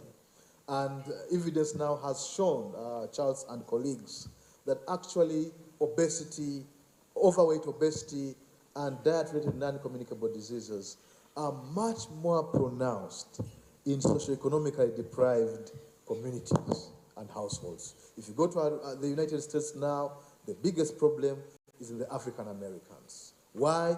Because they suffered food insecurity in early life and were exposed to less, but when they grow up in later life, due to metabolic adaptation, when now they were exposed to the Big Mac, Donald, and other foods, their cells were overwhelmed and therefore were suffering that problem. So that's why even in Uganda today, if you're born from a poor household and a poor community, and by God's chance, you manage to be exposed to these resources and heavy unhealthy foods with heavy calories, then definitely you will move to the other side of malnutrition, and we shall say you have suffered the double burden of malnutrition. Charles, another key important point we cannot go without mentioning is the high environmental price tag that comes with food insecurity. Food insecurity comes with unsustainable means to look for food. It therefore will escalate the issues of deforestation, because people will be looking for the basic minimum of survival, both in terms of the physical food, but also in the form of resources or some form of income source to be able to secure the food. In fact, ladies and gentlemen, evidence has now shown that up to $3 trillion are lost every year from unsustainable food systems and escalating food insecurity in the world. So we can't see a big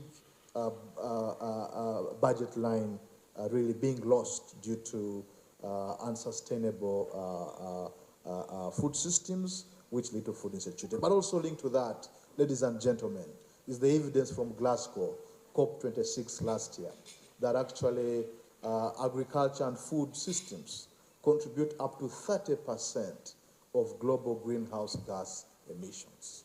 What does that tell us? That where there's food insecurity and therefore driving and sustainable agriculture production, then we shall see more greenhouse gas emissions. But also, as food insecurity drives countries towards massive food production, like we have had now, about massive mechanization, about massive opening up of the land, what will come with that is that there will be more carbon that will be burnt and emitted, because we shall need more fuel to drive those tractors, we shall need more miles to be moved, and therefore there will be some negative backlash, what we call the trade-off in economic terms. As you push for increased production, we need to bear in mind the trade-off on the environment in terms of the greenhouse emissions.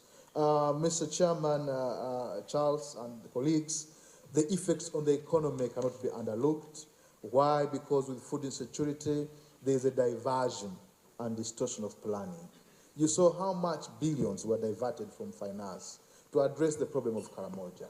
Even today, as we speak, so many areas of government have had their budgets reallocated to deal with the challenges of the day.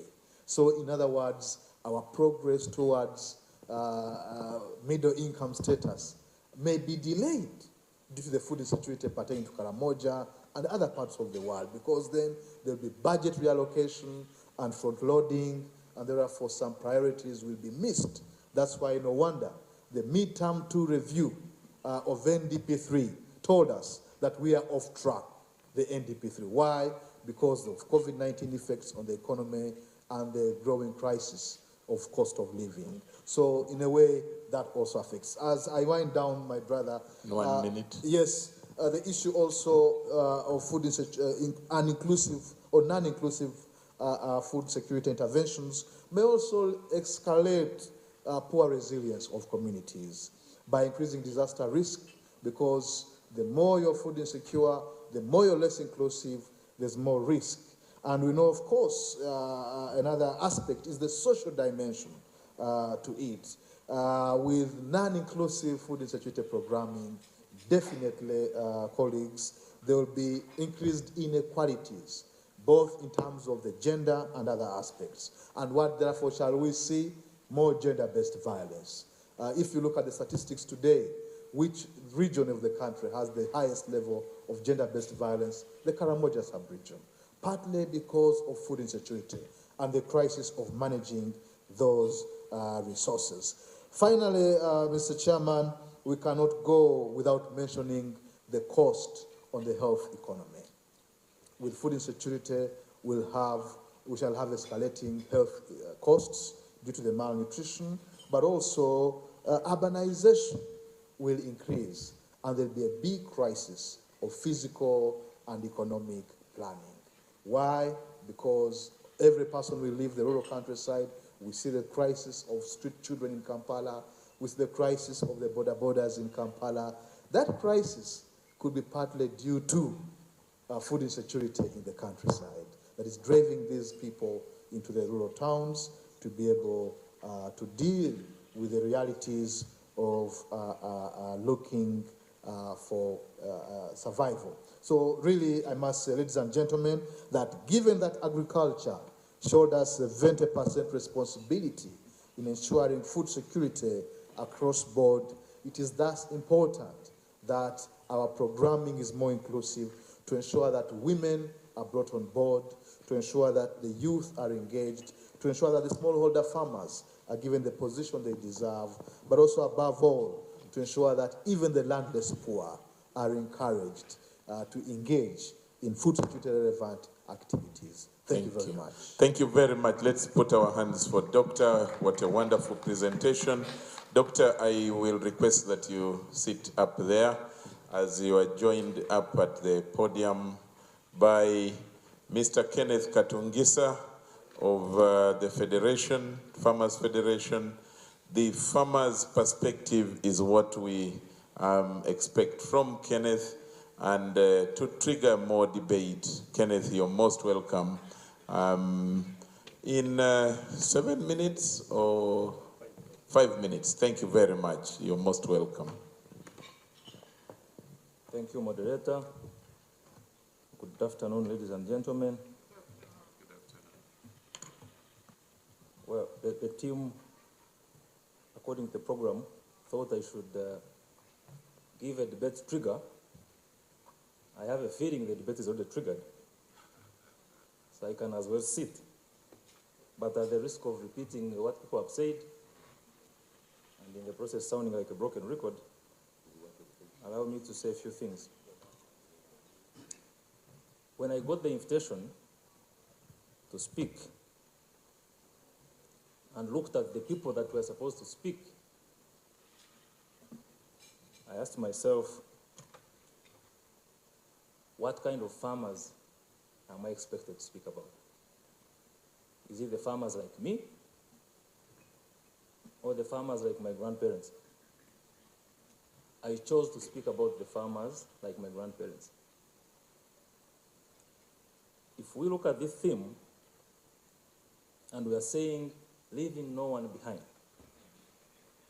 Leaving no one behind.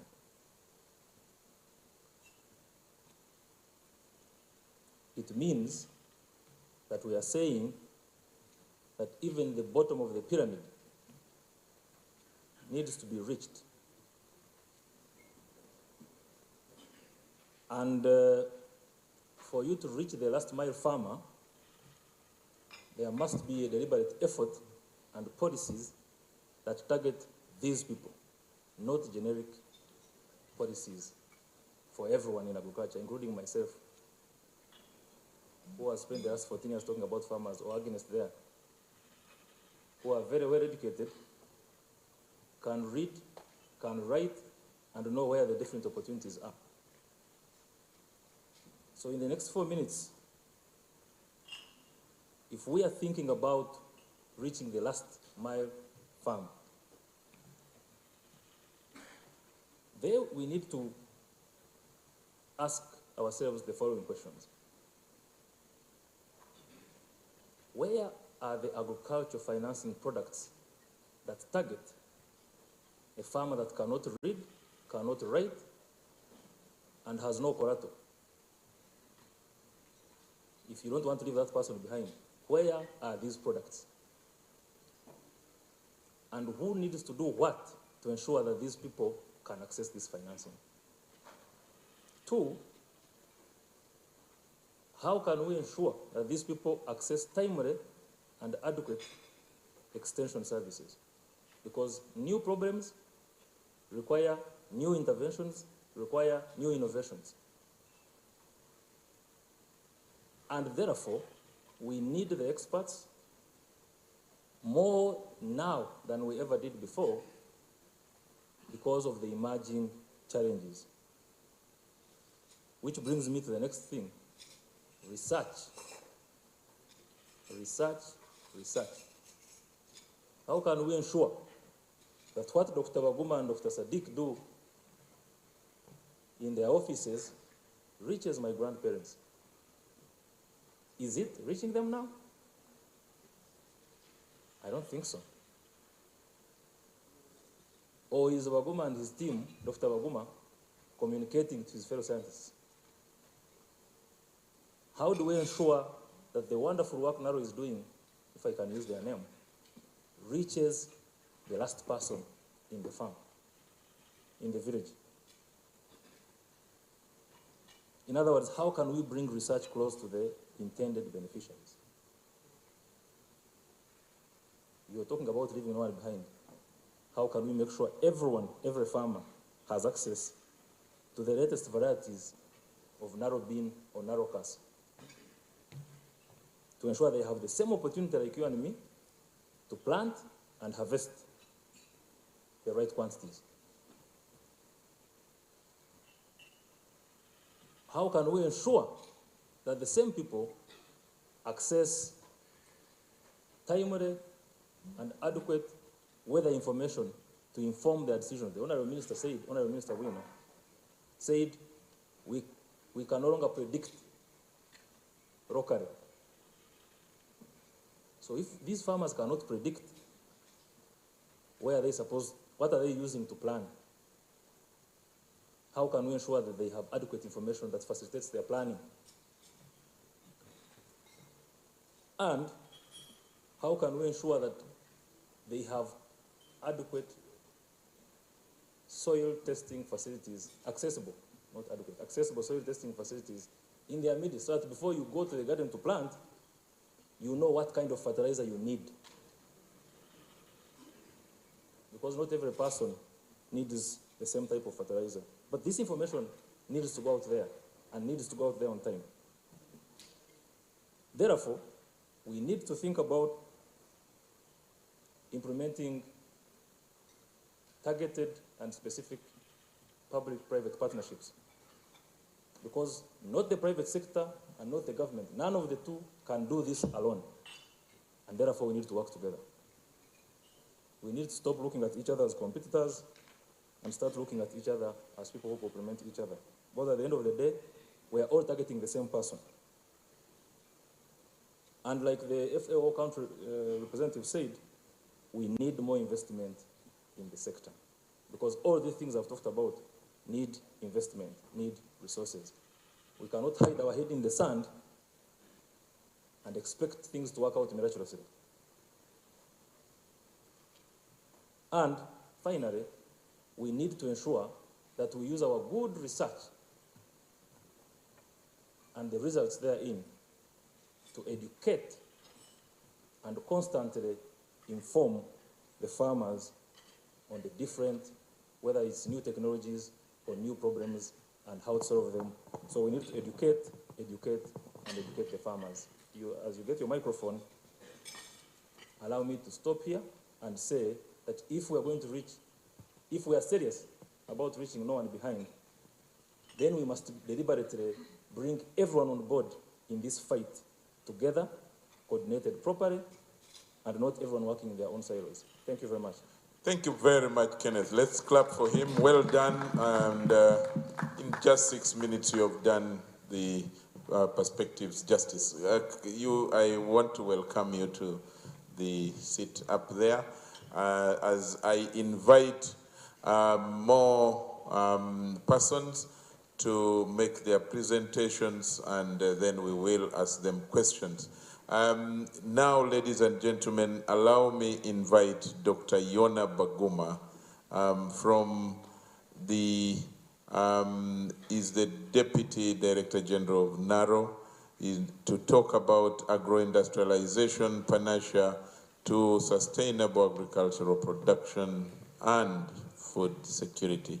Doctor, you're most welcome, and in less than 10 minutes, I guess, I know you will do this topic justice and then wait for more questions to answer. You're most welcome. Yeah, thanks so much, Mr. Moderator. Good afternoon, fellow citizens. Good afternoon. I'm so humbled to be before you to share a talk on agro-industrialization. And I want, first of all, to put it into context.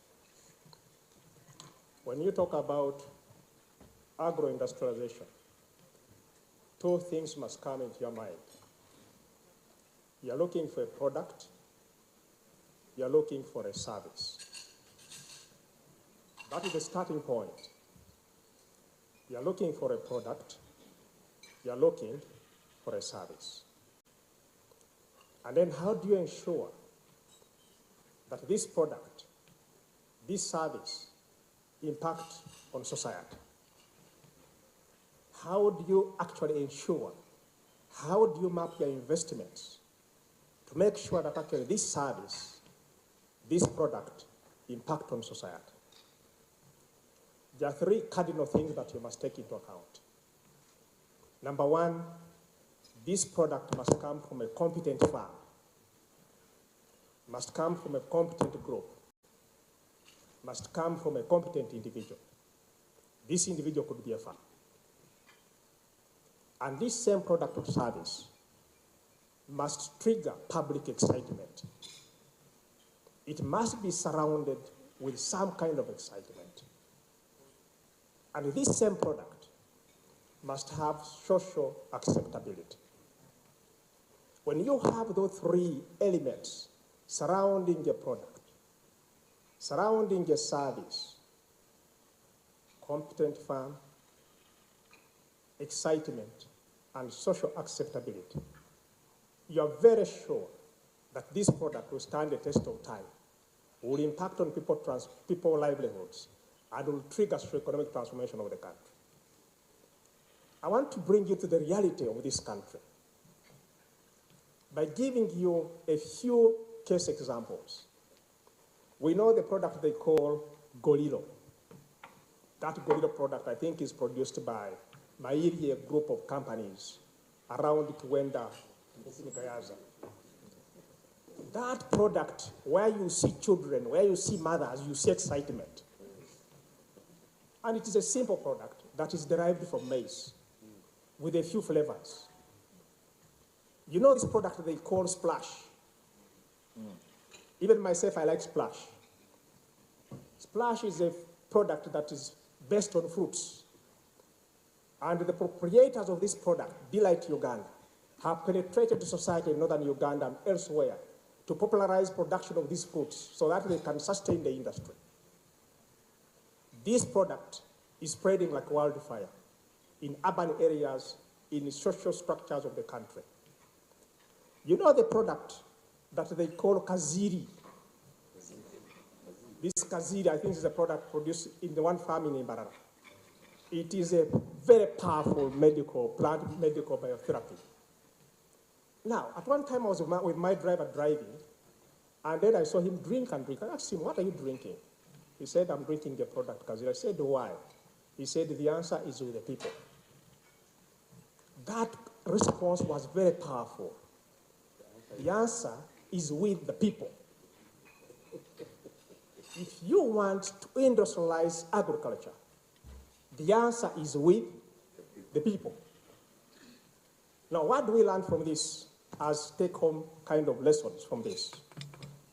First, you must have a local product and to ensure that this local product can quickly get accepted in society.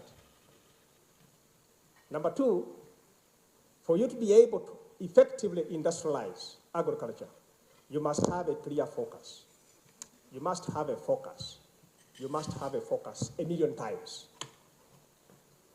You should keep to the focus, and a focus that is well defined.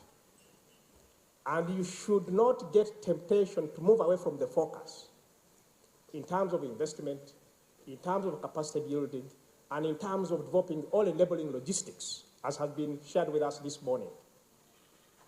And three, you must have a good understanding and influence on the growers.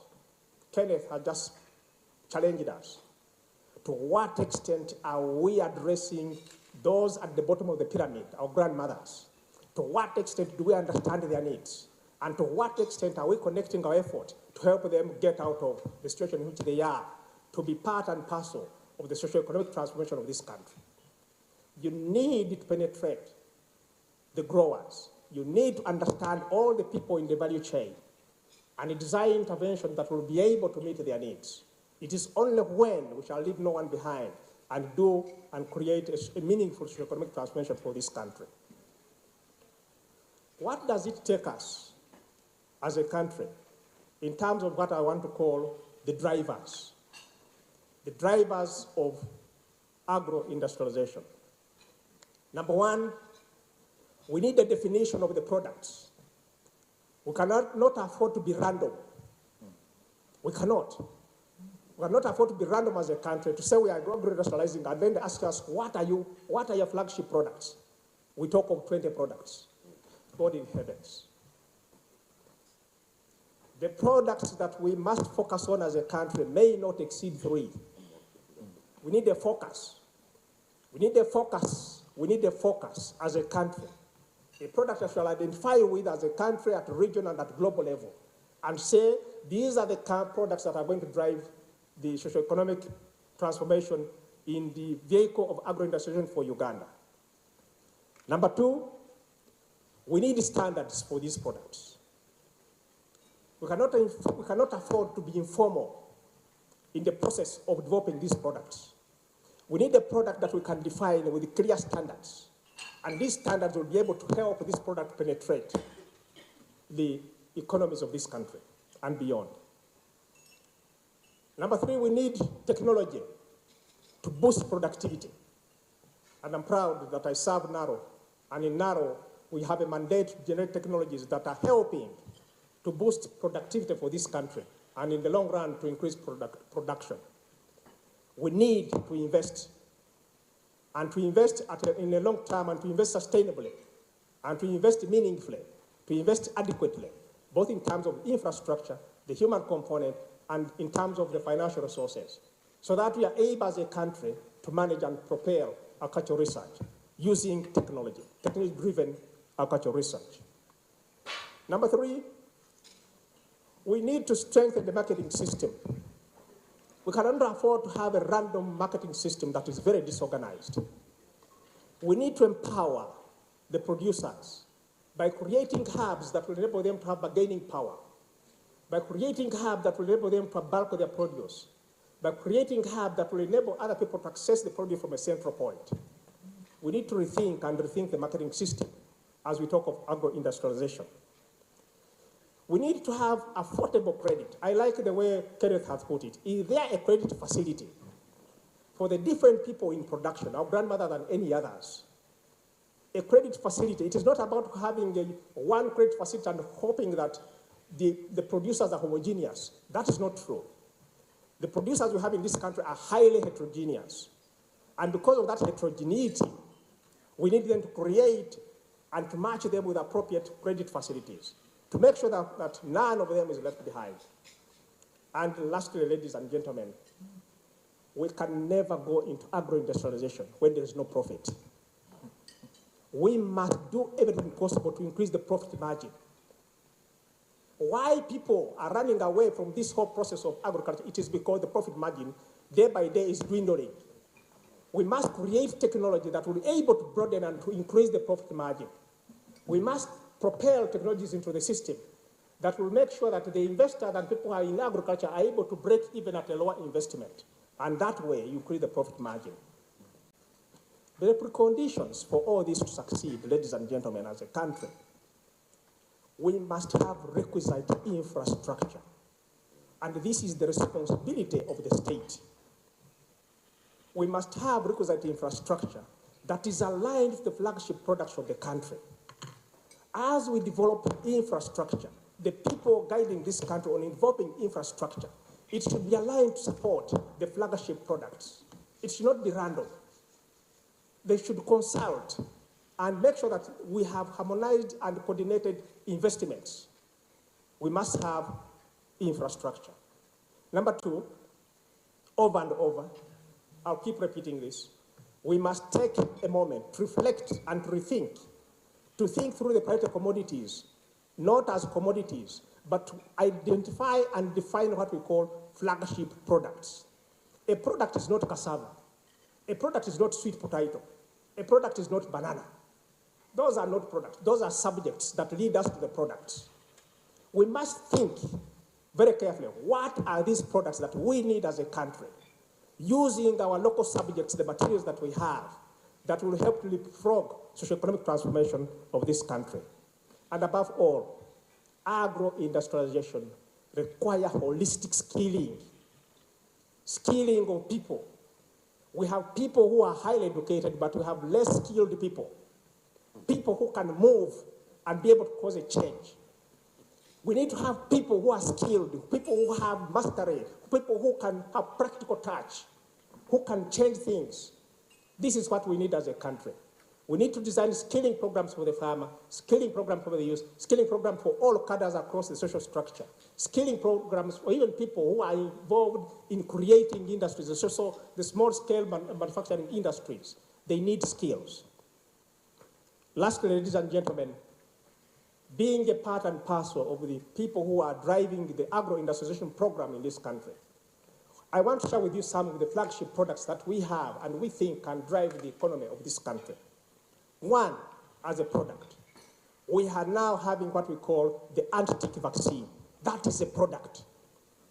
We think this product, if taken through from the farmer, through the manufacturing private sector, it will be able to change the landscape of the livestock subsector in this country. We have the product of Aflasef.